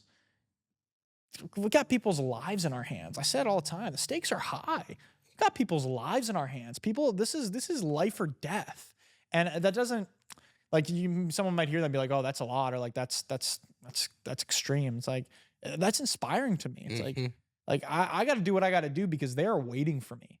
That person that who knows how that comment and then interaction with the barista who had the different earrings and just that quick little exchange and that compliment and here's her being super heartfelt and said, "Thank you for noticing." Like, who knows what ripple effect that comment has on the rest of her day, who she touches, or what she's going home to. I have no clue what she's going through in her life. So I can just bring a little bit of that fun and that energy. And then it also just like, it's a hack to life, I think. We were talking, David, about the Blue Bottle in Juan Paseo where I live. Like, shout out to my homies at Blue Bottle. I go in there frequently. And it's like, okay, if I'm going to be in this place frequently, I want to know the people that work there. Mhm. So my boy Jules, who's the manager, he hooks it up. My boy Jules and Frankie and Henry, like they're now friends, and now we have these interactions. And even if it's just might be a couple conversation here or there, there's this sense of community you start to build, and you feel a belonging. And then the best thing is you start to get free things as a result of that. So best believe that the universe rewards that action. Exactly. And you don't do it for that reason, but good things start to fall. You start to attract more of those things. So that's just always been a through line for me in terms of how I want to show up and what energy do I want to give. What energy do I want to receive? How do I want to be received? What do I want to receive in a conversation with someone? Well, let me show up and give that, because if I give that, then I'll receive that. So that's kind of the baseline on just my energy and how I want to show up. And it's one of the book that I read, Napoleon Hill's Laws for Success. Mhm. One of my favorite books, one of the most transformational books I ever read, and it talks about this idea of enthusiasm. And I think we're in this mindset that we're supposed to be truthfully authentic and truthfully ourselves in the most raw and authentic form all the time. Mm, So that means if I feel bad, I need to make sure that people like I'm mm, authentic and I'm true to that, right? And there's this assumption that you're supposed to allow your mind and body to just be in the current state that it is and to just accept it. Like one of my biggest pet peeves is when we're in like, you hear about AA meetings, mhm. how they say, I am this, I am that, I am that. And you're basically supposed to accept this being or this state that you're in. And Yeah. Napoleon Hill challenges that. He says, bring enthusiasm even if you don't feel it Mm, because it's contagious. mm, So, although you have to have some thread of like truth behind it, like mhm. it's simple as I was the other day, I wanted to go on the Peloton and I hated the idea of getting on it. I was like, this is stupid. I Yeah. don't want to do this. And then I go, you know what? If I go do that the one class that I know, I'm gonna hear that one song. Then once if I hear that, I love that song. Yeah. And then I just started. All of a sudden, I'm psyching myself up. I'm like, wait a minute, I'm excited Yeah. to listen to That's that great. song. Now all of a sudden, I'm into a ride that I didn't want to do. Mm. I'm 35 minutes into it, and then I hear that song, and all of a sudden, I feel that energy. But like we're meant to believe that our current state, like we just talked about a few minutes earlier, our current state is our only state. Mm. We are more malleable than we even give ourselves credit Mm. for. And so for somebody like you who is just this champion of energy, you don't feel that every day. No. No, I was crying yesterday. Mm-hmm. I was crying yesterday as I was allowing myself to feel the fullness of emotions that I have presently right now. Mm-hmm. Some personal stuff, some business stuff, but I allowed myself to experience those emotions, and I went there. It's like that's necessary. That's the cleansing, to be able to go there and to allow yourself to go there to those places. I cry all the time, Yep. and through that, I'm able to show up how I want to show up more fully. Because again, it's not like if we don't face those things fully and those emotions, instead of taking them on, like you said, instead of saying like I'm sad or I'm upset, I'm depressed, I'm angry, I'm feeling angry, I'm feeling this. This is something I'm currently feeling. It's just a difference. It creates a separation. You don't have to take this on. Mm. I'm feeling a sense of this, because that's it's passing. It's like ships passing through the night. It's clouds passing overhead. So there's this language and articulation around emotional awareness and emotional IQ, EQ, if you will, that's not taught. Something that I learned a lot through this journey, and I love teaching with people and talking with people as well, is this sense of emotional vocabulary. Yeah. Of how do you build the sense of emotional vocabulary? You said earlier, journaling is a huge way for that for me as well. But even within that, it's like, when I might not be feeling 100%, just because you might not be feeling 100% doesn't mean you don't have to show up 100%, and it becomes a problem, I think, if you're trying to, and I think that there's a nuance here that I'd love to dive with and explore with you is this concept of toxic positivity, because there is this concept and notion of toxic positivity, which is like, oh, I'm positive, I'm happy, like angry, fear, sadness, I'm going to keep that at bay over there because like I'm someone that's enthusiastic and happy and I want to show up happy. It's like, that is a one-way ticket to burn yourself out and to hit a crash really hard. The only way that I can consistently show up with enthusiasm is by facing those things that are over here. It's like, it's kind of like I feel like I'm running and there's this shadow I see in the floor in front of me from something that's chasing me, right? It feels like this big scary monster and I'm like running away. And I'll always be running until I finally turn and face it. When I finally turn and face it, I realize it's not a scary monster. It's a little chihuahua and the light's just reflecting the shadow in a certain way. It's like, it's a cute little thing. It's here for me. Yep. Otherwise I wouldn't be experiencing it. Yeah. That, the best example I have of that, toxic positivity is a real thing. Yeah. And I actually teeter on the line of that. Mhm. So I am somebody that, and I know this about myself really, really well. I am the stuff it away, compartmentalize it, put it away, focus on what's happening here and give my all energy here. All these little pestering things that I'm feeling, these emotions, put those away, stuff those away. And I'm man enough to admit that I feel insecure about showing those emotions but feeling those emotions, number one. Hard. When Jace was diagnosed with cancer, this all came to a crashing, because me and him are two different. Like, he's a realist. I'm a Optimist through and through, yeah. person. Like, through and through. I believe everything is gonna work out in my favor. I believe. And one day he got a test result back that was like somewhat positive, but I mean, at the end of the day, the guy has cancer, so it's like not that positive. Right. And I'm sitting there, I'm like, yeah, let's celebrate this. And he goes, I need a second with you. This isn't, I'm not celebrating this. This isn't fun. This isn't like a champion moment for me. And I remember this like feeling of just like despair that came over me. And I was like, this isn't good. Yeah. This sucks. And we had a moment together on the phone where it was like, when he finally found out that he truly had cancer, the response wasn't like, oh, well, it's okay, and we're going to do it. It goes, this sucks. Yeah. This feels terrible. Yeah. I feel scared. Mm-hmm. I feel, I don't know. Mm-hmm. And it was that moment. And, there's tons of moments of that in entrepreneurship that it's like, I think the most powerful thing you said is I feel I am not. Yeah, not I am. And I am is the most powerful. There's a words you put reason why together. God says I am the I am. Right. There's a reason that's a powerful, powerful word. Yeah. How did you create that separation between feel and I am?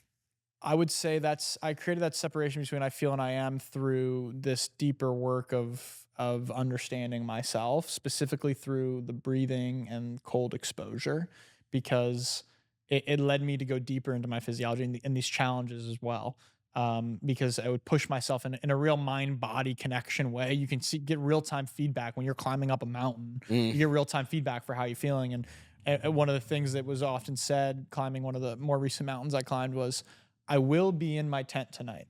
No matter how brutal or bad today is, I will be in my tent tonight. I said that many times throughout the full Ironman triathlon when we started at 6:30 and didn't end until 11:45 p.m. I will be back in my bed tonight. No matter how tough today is, I will get through it and I will be in my bed tonight. And that helped a lot of just being like, okay, this is temporary. There's a great verse from the Bible, which was one of my favorites, from King Solomon. Zeyavor v'gam zeyavor. This shall pass and this too shall pass. Most people just quote this and this too shall pass, right? You know that. But the full line is Zeyavor v'gam zeyavor in Hebrew. This shall pass and this too shall pass, which I think is a beautiful rounding out of this shall pass, meaning the good stuff, and this too, and the bad stuff. Or this shall pass the good stuff, and this too, the bad stuff.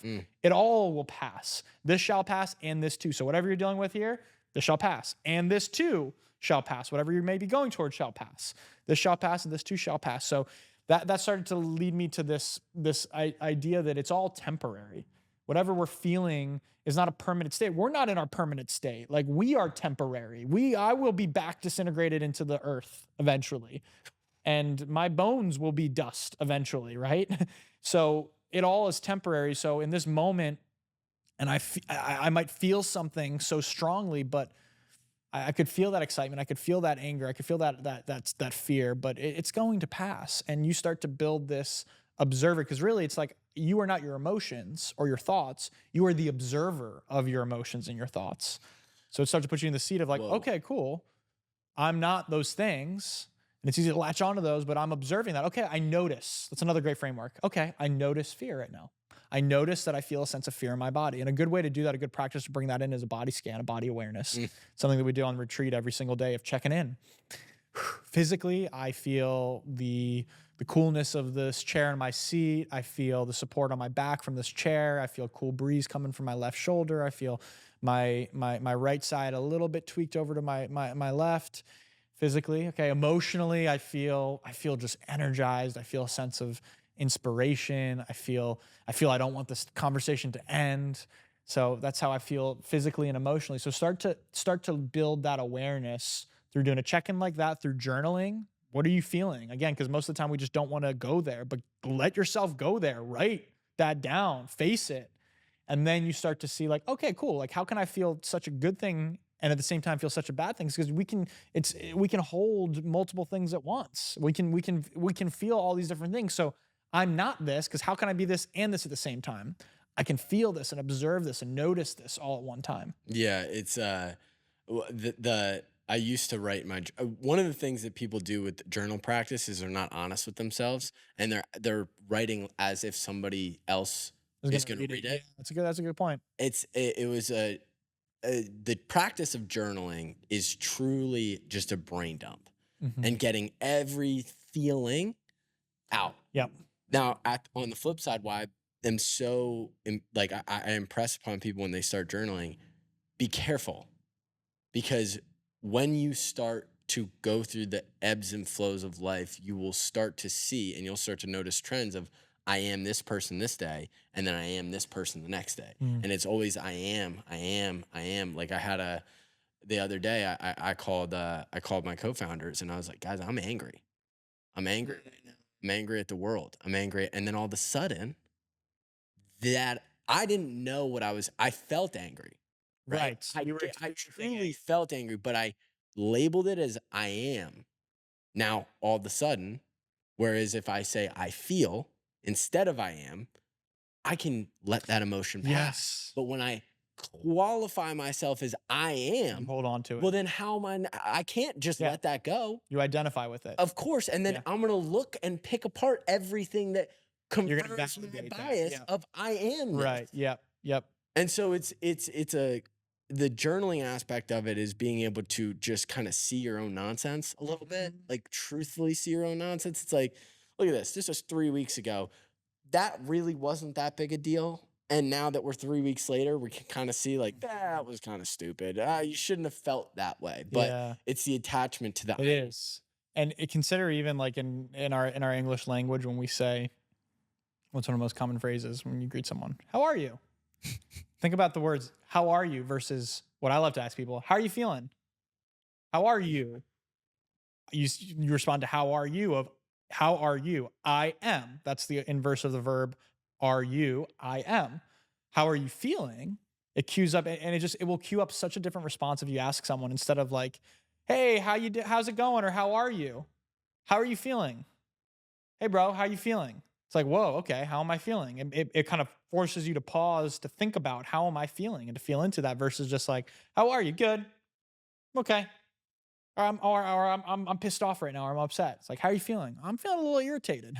A little irritated for you asking me these damn Yeah, questions. exactly. So it's like, how are you feeling? So it's a subtle shift.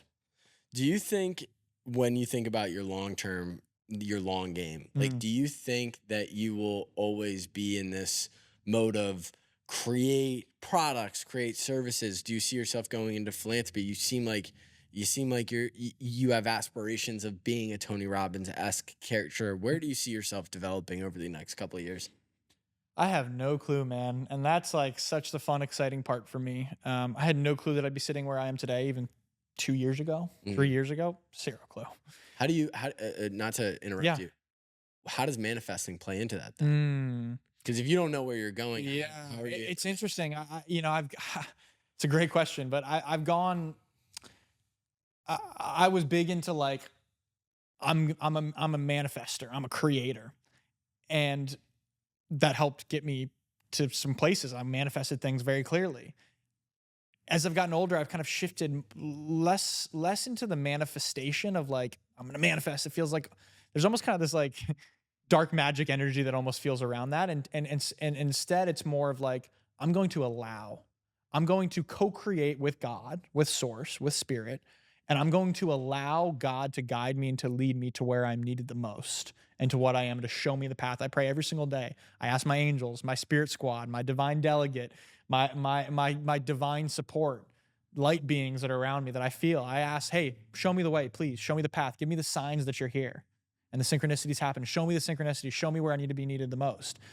And so I'm less attached to the form of what that all takes, and I'm more focused on that function of what that looks like as I show up. Because truthfully, and the reason why I've learned this and why I've stopped quote unquote manifesting, as one of my friends says, like, I'm here for the chef special. I'll take the chef special because whatever God has in mind is bigger than what I can imagine right now. Mm, And I could sit here and manifest and be like, this is exactly what I want.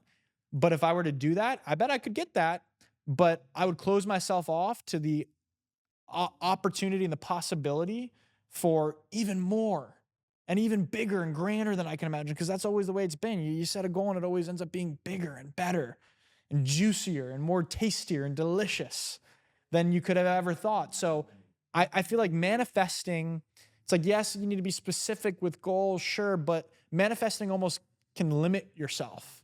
mm, You can almost limit yourself by being like, this is what I want. It's like, well, I can be so focused and white knuckling to what I want. I want to create this versus like, okay, let me allow myself and God to co-create where whatever we're working with here, because there's what I can control, and then there's what's within my realm of responsibility, and then there's what's mine to delegate to mm, God, to the heavy lifting. I delegate the heavy lifting to the universe, and that's a heavy lifting question of where do I want to be in 5 years? What does that look like? Like, I don't know, mm. but I know that I can do what's in my control and keep showing up, open myself up to allow, to receive. So it's more of that embodiment and that feminine divine energy of receiving, allowing, releasing resistance than the like create the do, and they work together, There's a and there's a dichotomy. It's a dance to it, but I think in the bigger picture, why I've stopped manifesting, and this is kind of a hot take, but like why I don't manifest is because I actually believe that it can limit ourselves. And that's coming from somebody that manifested, hey, I want to sell, what was it, 100 or Yeah, 50 tubs, 50 50 tubs. tubs, and then Right. you guys ended up doing 1.3 million. So it's like, Correct. yeah, Yeah. it's interesting because I read something like Napoleon Hill, and it talks about the chemistry of the makeup of the body and how one of the core things you need is a definite chief aim. Mm-hmm. That in and of itself is like they talk about the exercise of spend 30 minutes a day sitting down, Mm-hmm. visualizing Mm-hmm. what your life is going to become. Yep. Where are you going to be? So what taking that and kind of having a little bit of a back and forth Yeah, on yeah, it. yeah. So my viewpoint on it is I say, okay, I'm not going like my least favorite manifestation. I want to hit this revenue number. Hate that. That's Yeah. outcome. Yeah. Like one of it is right. One of my manifestations that I did recently was I want to sell the dream or sell the platform to entrepreneurs that are looking to change and impact the world. So it was different. It was like I want to be able to Mm-hmm. by God be Mm-hmm. put in a position to Mm-hmm. meet people Mm-hmm. that can really truly impact the world, and I want to be able to let them do that. And feel that, and that feels good. And that is something where I think there is a sense for most people to just be like, I want to sell 5 people $100,000 thing, and that's where you do become just kind of Blinders on. blinders on, Mhm. laser focus. This is what we're Yeah, doing. and then you get upset because you feel like things aren't working out, but meanwhile, God's like kind of nudging over here and being like, "You actually You're- want to go a little bit to the right exactly. over here. Like this is really where you're supposed to be, or what's going to lead you to the next level." And you're like, "No, this is what I want." Yeah, So, like you said, it's a push and a pull. It's an art because you have to have you want to have a chief aim, but for me, the more that I get deeper into this world of entrepreneurship and high achievement and creation, the less I'm focused on form and the more I'm focused on function. Because like I said, I know, like, even if Edge tomorrow, if we have to shut down our doors, I know that my mission doesn't stop. It's like, okay, cool. I just trust that this is going to be lead me to the next thing. Cause I hear everybody talk about that. It's like, oh, I thought, Steve Jobs, he gets kicked out of Apple. It's the worst thing in the world. But as he talks about his Stanford commencement speech, which was an amazing video, he had to do that so that he went to go start his company Next, to then allow him to have the vision and idea to come back and start the iPhone and launch the iPhone. If he didn't get kicked out of Apple, which felt like the world crumbling for him, this is the world crumbling. It's like, I'm never gonna mount to, like, this is the end of my story and my dream. Then he never would have been able to come back to Apple with the iPhone to then do his biggest impact on humanity yet. And think about the confidence I think one of the biggest things that I struggle with as an entrepreneur, and most entrepreneurs struggle with, is confidence. Mm. An imposter syndrome. I am not this person. Yeah. I am not who whatever, because when we become prisoners of the moment, we allow our most recent loss to define us. So if you look at Steve Jobs, how long was that transition between getting kicked out of Apple Yeah. to starting Next and starting Pixar and starting these other companies? Probably about 10, 15 Yeah, years. years. 10, years. 15 years. Steve had to, if Steve would have gone and succumbed to the devil in that regard, Mhm. and allowed himself to view himself as a failure Right. because of, Yeah. if he what was his a idea prisoner was. to the moment, and if his identity was only wrapped up in his Yep. business, Yep. that's one of the things that I want to go into next. It's Mhm. like, if his identity was I am Apple, which I imagine Yeah. building what he was building Yep. probably was, Yep. how then, when that door is shut, Yeah. are you able to Right. transition? And it was interesting. My mom was telling me, I asked her, why was it so important for you to bring me into the church? And she goes, because one day I'm going to die, Mm. and I want you to have somebody to go to. Mm. And it's like, that's real. Mm. That is what we're talking about here. It's like, if your life is wrapped up in an identity of I am a failure, I am the CEO of Edge. Mm-hmm. If you identify with that, what happens when Yeah. that's gone? Yeah. You go into crisis mode. I mean, you see it all the time with athletes that transition after they have to retire from their career. It's like, it's something that's so rampant there, but it's such a great perspective. Believe it or not, I learned a great lesson from the show Ted Lasso about this. Love that show. It's a great show. And also, I'm so part of the reason I love spending time with my niece and nephew. My nephew's almost 2, my niece is almost 1. Is because they remind me of this so much. Like, when I go see my nephew and I play with him, like, he doesn't know the stuff that I'm dealing with. He doesn't care. He doesn't care what I do. He just cares that I'm there present with him and playing with him and playing balls with him. And right now his big thing is Coke and Mentos, and I'm doing Mentos and Coke experiment. And like, that's the only thing he cares about. It doesn't matter what I do or if today was a good sales day or not. And it's something so pure and refreshing about that, because children represent that unconditional love. They are that pure unconditional love that's there. And it's like, oh yeah, like, there's more to this than being in this identity. So they're some of the greatest teachers in that regard. And I know that my kids one day will be as well. But in Ted Lasso, as Roy, the soccer player, is battling getting benched, and he's trying to figure out, like, who am I if I'm not the football player. I think Phoebe, his girlfriend at the time, asks his little niece there, like, what do you love about your Uncle Roy? Like, oh, I love that he's kind, he's funny, he takes me out for ice cream, and he's a good uncle, right? And she said, you see that? She didn't say one thing about you being a footballer. And it was powerful for him in that moment to realize the same thing that I just shared. It was like, wow, that there is more to me as a person than the business, but we can get so wrapped up into it. So one of the phrases that I've loved that's really helped me with that is widen the aperture. Meaning, like, we know this in cameras and lenses, widen the aperture, like, zoom out and see yourself as not just this, and continue, especially in the entrepreneurial way, to, like, continue to nurture these other parts of you. That's why I love writing. That's why I love doing these podcasts and working on, and why it was very important to me to keep my own podcast alive, to keep nurturing something else outside of the day-to-day of the business, to keep playing basketball, to keep focusing on in these relationships to not get just like so swept up on. And yes, although this business is going to be the primary focus and number one for me right now, I'm still going to like to invest in these other things that bring me joy and bring me energy, because I am more than just co-founder at Edge Theory Labs. And I want to make sure that, because I noticed it's this kind of dichotomy and this paradox as well, but the less time that I spend totally consumed and wrapped up on the business, the better the business does. Isn't that fucking nuts? And that's the truth. It's the truth.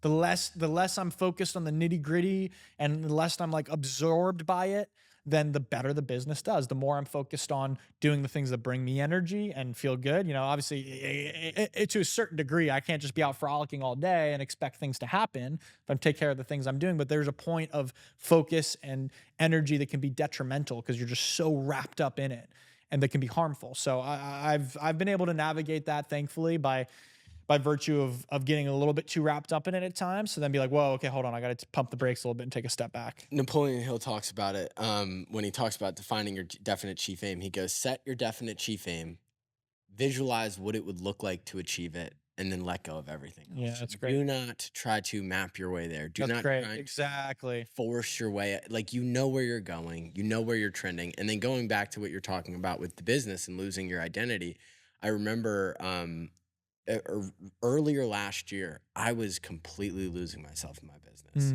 And my girlfriend, and one of the reasons I love my girlfriend is because she's a mirror. She is a mirror. She's a mirror, and it's not always the mirror that you want to see in a lot of cases. It's like not always. You know, sometimes you get shit in your teeth. Legit. See in the mirror. And they'll call you out on it. They'll make sure that you know. But we were having a conversation, and this is where I was selling more of myself than I believed was there. Is I had lost all the evidence of who I was in my process because I was so wrapped up in the business that, oh, if I can get on a phone call and close a $5,000, $10,000, $20,000 deal, working out, I can't work out. I'll miss out on 20 grand. Yeah. Oh, I can't. Jordan, I know we got to go to dinner tonight, but that's not nearly as important as making sure I get this email thing, the bullshit out, right? Because we truly live in this recency bias of this is the most important thing that's happening in my life. And so in the process of compounding that over months and years, you lose the process. Sure do. Of what made you who you are at that moment. I hear this all the time.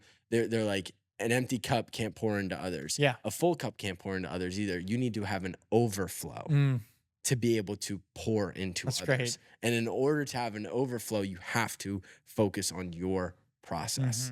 What's your process now? Like, what's your day to day? What's keeping you energized and energized? overflowing? Yeah, overflowing. A lot of laughter. Laughter is a great medicine recently. A lot of laughter. One of my favorite things to do is sometimes when I eat lunch or if I just want to have a productive break, I'm a big fan of the show The Office. Like I'm what would be considered a super fan for sure. So one of the things I love doing is going on YouTube and watching like blooper reels for my favorite comedy movies. Nothing will make you laugh like that. It's just so funny. So laughing just brings your vibe up so high. So I love laughing with friends, watching funny things, like being able to exercise that laughter, I think is so great. Exercise right now for sure. It's kind of a through line, but whether that means sauna or cold tub can be a form of exercise as well, or working out in the gym or going on a run, etc. So exercise is a staple in terms of the day-to-day. Laughing is a staple. Engaging in meaningful work. I think that the big thing that it's funny, but the big thing that leads me to having a cup overflowing is when I hit my bed at the end of the night and my head hits the pillow and I am sufficiently spent. Like that to me brings so much fulfillment. I get a good night's sleep and I wake up in the morning and I'm gonna do it again.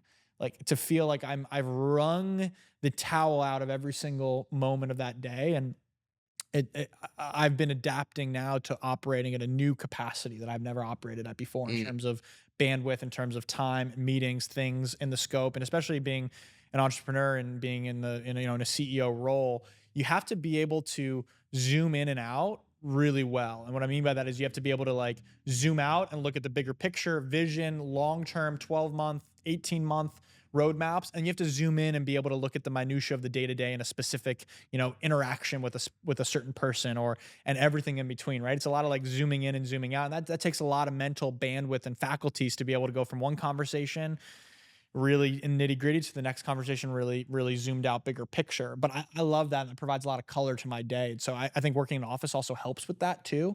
And I love those days, and that it leads to an overfilling cup where it's just like, there's not enough time to do all these things that I want to do. Mhm. What a beautiful thing. And it's Yep. challenging though to be able to say no to things that otherwise I would love to do. But I genuinely am in a place right now where I feel like there's not enough time in the day for me to do what I want to do. But I wouldn't trade that, because I've been on the other side where it feels like I'm just wanting to do something meaningful or impactful or have something that I can engage with. Like, what a blessing to have so much meaningful and energizing work that I just feel like there's not enough time in the day to do it. So that brings me to this overfilling cup, which is interesting because you would think that maybe that leads you to burnout, but for me, it's the opposite. When I feel underfulfilled or underutilized is when I kind of start to feel lethargic or slow, or like I'm not doing enough. That's where I start to find myself going to that consumption mode of whatever it might be, the scroll hole on Instagram, porn, food, whatever it is when I feel like I'm underutilizing. When I feel like I'm wringing the towel out, I'm sucking the marrow out of life of every single day on a Mm. daily basis. The rest I'm able to I'm overflowing. Yeah, I think there's this like stigma against working all the time, or like being busy all the time. They're Mm. like, you need to Be relax. engaged. There's a difference between like being busy or working all the time, being engaged, because like we can be engaged in this conversation right now, and it's that engagement, it's that presence. What is that engagement? What is that? It's present. It's being present. And that's the drainer as well. It can That's be. that like not drainer in a bad way, but like this is what like what giving people context. We've been from 9 a.m. Yeah. We're gonna pretty much talk our way into Yeah. 5 p.m. Yeah, exactly. of deep focus, Yep. of intentional conversation and intentional moving things forward and doing things in the right way. That's a good thing. Yeah. It's like we're in this phase of like rest and relaxation, and I agree with that. I agree that it's very important to make sure that you're resting and Right. like. Take care of yourself. But my favorite thing is Mr. Beast when he talks about his work schedule. It's actually something and people are like, "Oh, you shouldn't do this." Mr. Beast will work for maybe a week at a time, 2 weeks at a time, 3 weeks at a time. Eventually, his body just gives up, Mm. and his body's like, "You got nothing. I got nothing for you. Shut it down." He shuts it down for a half a day or a full day, depending on how burnt Yeah. out he is. Resets. Yeah. And so for some people that might work. Mm-hmm. For myself, that's what I Yeah. love that. I Yeah. love pushing my body to the Mm-hmm. absolute limit to where it's obvious to Yeah. everybody around me in my life that it's like, Yeah. you overdid it. Work it back a little bit. We're sickos like that. Yeah, Yeah. it's the truth though. Yeah. Well, I think one of the things that a phrase that's been present for me that Sam told me is find rest in the work. How can you find rest in the work? And I think that when you feel like you're exhausted or you're expending, you're burning out, it often feel like you're putting on a facade, or you're trying to be. It takes energy to be someone that you're not. But Mm, I think part of the reason why, like, I can sit here from 9 to 5 and talk like this and talk with you and not be drained. Like, yeah, I'm going to be spent, but not drained. You want to be spent at the end of the day, but not drained. mm. Because when you're drained, you feel like, oh, I'm drained of energy. I need to recharge. When you're spent, it's like, okay, cool. There's a slight Yeah, distinction in that. I'm just like, Yep. it's a slight distinction of feeling I'm spent and I can get a good night's sleep and ready to do it again, versus drain is like, I need a refill. But so I think that having that, my dad always used to say growing up, which was a great lesson to learn, is he said, WYSIWYG. What you see is what you get. WYZ, or WYS, like WYSIWYG is what it's spelled out. What you see is what you get. And he said it was really important. I learned from him. He said in his career, it was really important that the way that he shows up in his marriage and for his kids is the same way that he's showing up. He's the same Jeff as he's showing up talking to a supplier and doing a big business deal. And I've taken that and learned that and taken that in stride. The same way that I'm showing up in this conversation is the way that I'm showing up if the cameras aren't rolling and we're having a coffee right now. Yep. It's the same thing. It's It no is. different. It's the same way that I'm showing up in a relationship, or I'm showing up with my niece or nephew, or with my friends, right? It's all the same thing. And so it becomes this fluid expression. And so when you're zooming into the micro and out to the macro, it's the same thing. It's like the way I'm showing up with my co-founder for big business planning sessions, the same way I'm showing up for a meeting with my direct report on something. It's like I'm not putting on like, okay, this is boss Josh over here. Now this is co-founder Josh. This is friend Josh. This is podcast. That's exhausting. That is fucking draining. That is. This is just different expressions of who you are ultimately. And that's the only way I found to be able to sustain it in the long term. I will say though that one of the other biggest gifts, and this comes from my religion and Judaism, is keeping the Sabbath and honoring Shabbat. And so for us, Shabbat, the Sabbath, is from sundown Friday night to sundown Saturday night. It's a day of rest. You don't work. And for the really religious people that observe it, you're not using you're not turning on a light switch. You're not driving in the car. You're not looking at your phone. You're completely, it's a day to disconnect from the day to day of the modern world and to reconnect with your soul self and your family. That is really important for the main reason, and this is actually something I've had to remind myself. So the feeling of working through a weekend, as an entrepreneur, and those weeks, all of a sudden a week feels like a month. Exactly. Because you just ran. I don't do every it. single I don't do it weekend. anymore. You ran. I'm in that phase right now where it's tomorrow's Saturday. I'll probably work. Yeah. Sunday I'll be back home. Probably work a little bit. You know what I mean? And you get into this routine. What happens is, in the same way that we talk about people are sleepwalking, you sleepwalk. Yeah, that's true. You become so obsessed with your process and what you're doing. And I guess there's again another dichotomy to it, because me and Ryan talk about that we don't have Monday. Monday is no different than Saturday for us at this point in our career. Interesting. Monday and Saturday are the same, but that doesn't mean that on a Wednesday, and what I truly believe and what I tell people about entrepreneurship, if I feel on Wednesday that I am spent, like we're talking about, and I have nothing left to give anybody, I allow myself the freedom to take a step back. And that's what people in certain case scenarios, it's like, I'd rather work 14 days straight to be able to have a Tuesday. Yeah. When most people don't have that freedom. Interesting. What's your thoughts? Yeah. We have different approach there. I think 100%. different natures of the business. I think it's a similar approach, but different natures of business. Where in the business and in terms of the people, the team, the personnel, the business that we're running, and the size and scope now as well, like I got to be around for Wednesday unless I'm planning for it ahead of time. So I got to make sure. And I have that ability where it's like, okay, cool. If I want to, and I got to look at my calendar, but I can, next week, if I want to clear my Wednesday, I can clear my Wednesday. I can make that happen, but I got to put the effort in to do that. But otherwise I'm showing up Monday through Friday. It's like, those are business hours. It's the business week for our business. And so I got to be on. So what I do for myself personally that works super well is I don't work on Saturday. Okay. Saturday is my day off. Okay. I'm not on my computer. I'm oftentimes not on my phone. Sometimes I am, but I'm never on my email. I'm not on social media on Saturday. You'll never see me on social media on Saturday. I take that day as a digital detox. So I take Saturday, digital detox. And early on in the business, sometimes we would work on Saturday, but work on Saturday would be like, okay, we got to go do an event. And that was one of the reasons why I was like, we got to figure this out quickly to shift. And thank God we were able to shift more digital as a strategy, because I got to get my Saturdays back, my weekends back, to be able to recharge. So I can go and hit the gas pedal Monday through Friday and know that, like, and even now it helps me throughout the week knowing that Saturday, I'm not looking at my computer, and it's something that I've taken with me through my career where it's not even hard. It's not even difficult. Like, I will take Saturday as a day off. Everybody knows it. My team knows it. People know it. I end up working a full day on Sunday most of the time.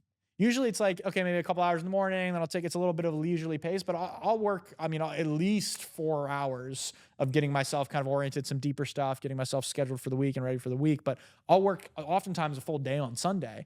But I love that because I'm ready to do that. It's like that one day of like a full unplug makes me so that when I'm waking up Sunday morning, I'm ready to go. My batteries are charged up. I am ready to rock.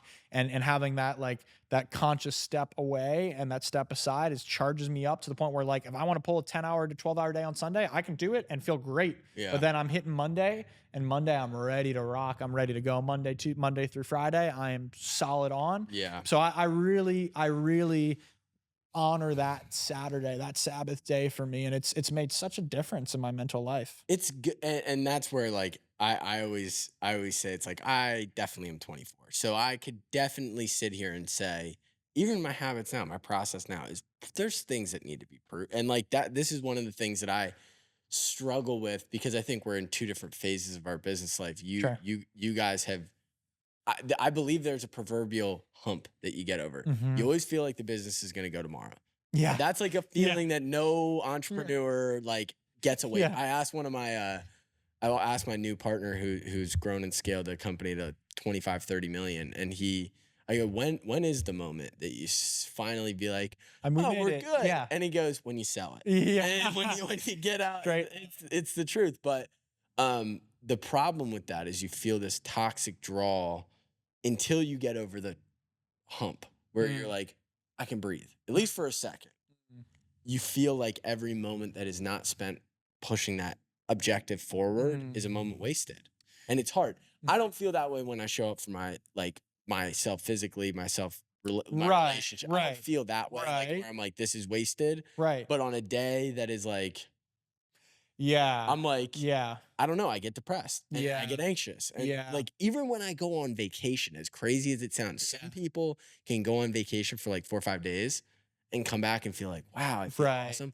I by day 3.5, I'm like I have tremors Yeah. because I'm like, Yeah. I You're feel built so different though. anxious about what's not being done.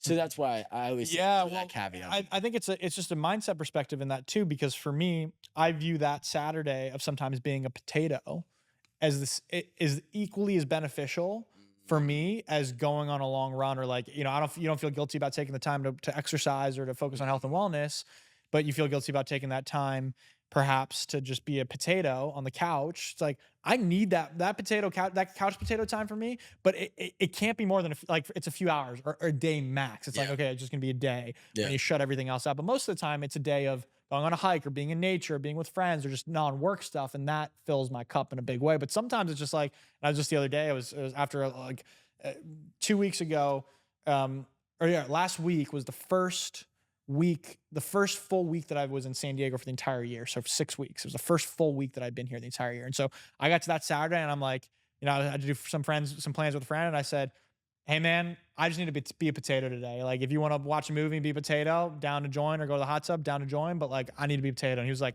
cool, get that potato time. I'm down with that. Like, go do that. Yeah. And of course, that's why you have good friends. They're like, Exactly.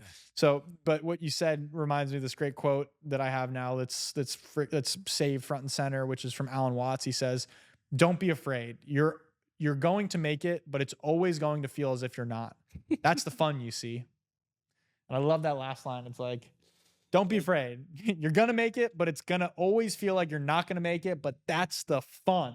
That's why we do it. If we knew and it wasn't challenging, or there wasn't hurdles, or there wasn't hills to climb, it would be boring. It would. It would be boring as shit. We would be bored and unstimulated and understimulated. Just like, oh, cool, it's whatever. It wouldn't be challenging. That's where the fun is. That's where the growth is. That's where the fulfillment is. That's the juice. That's the juice. No matter what. And the last point that I'll touch on is there has to be a level of faith, Yeah. a connection to, I don't know, and that's okay. Yeah. Yeah. Because I know, Yeah.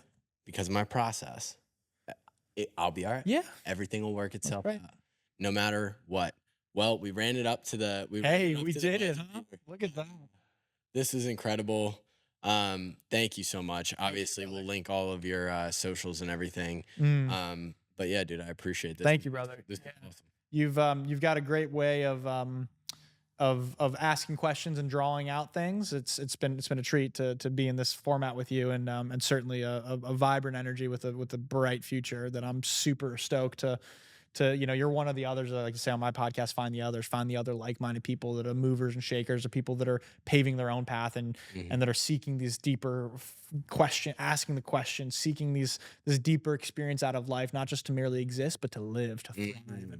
And you are certainly one of the others. So it's a pleasure, brother. And I'm excited for us to continue to do more podcasts like this, and to be able to look back at this one in 10 years from now at a podcast that we do to reflect back on our journey. So it's a pleasure, my brother. Thank you. Gonna be wild. Appreciate you, bro.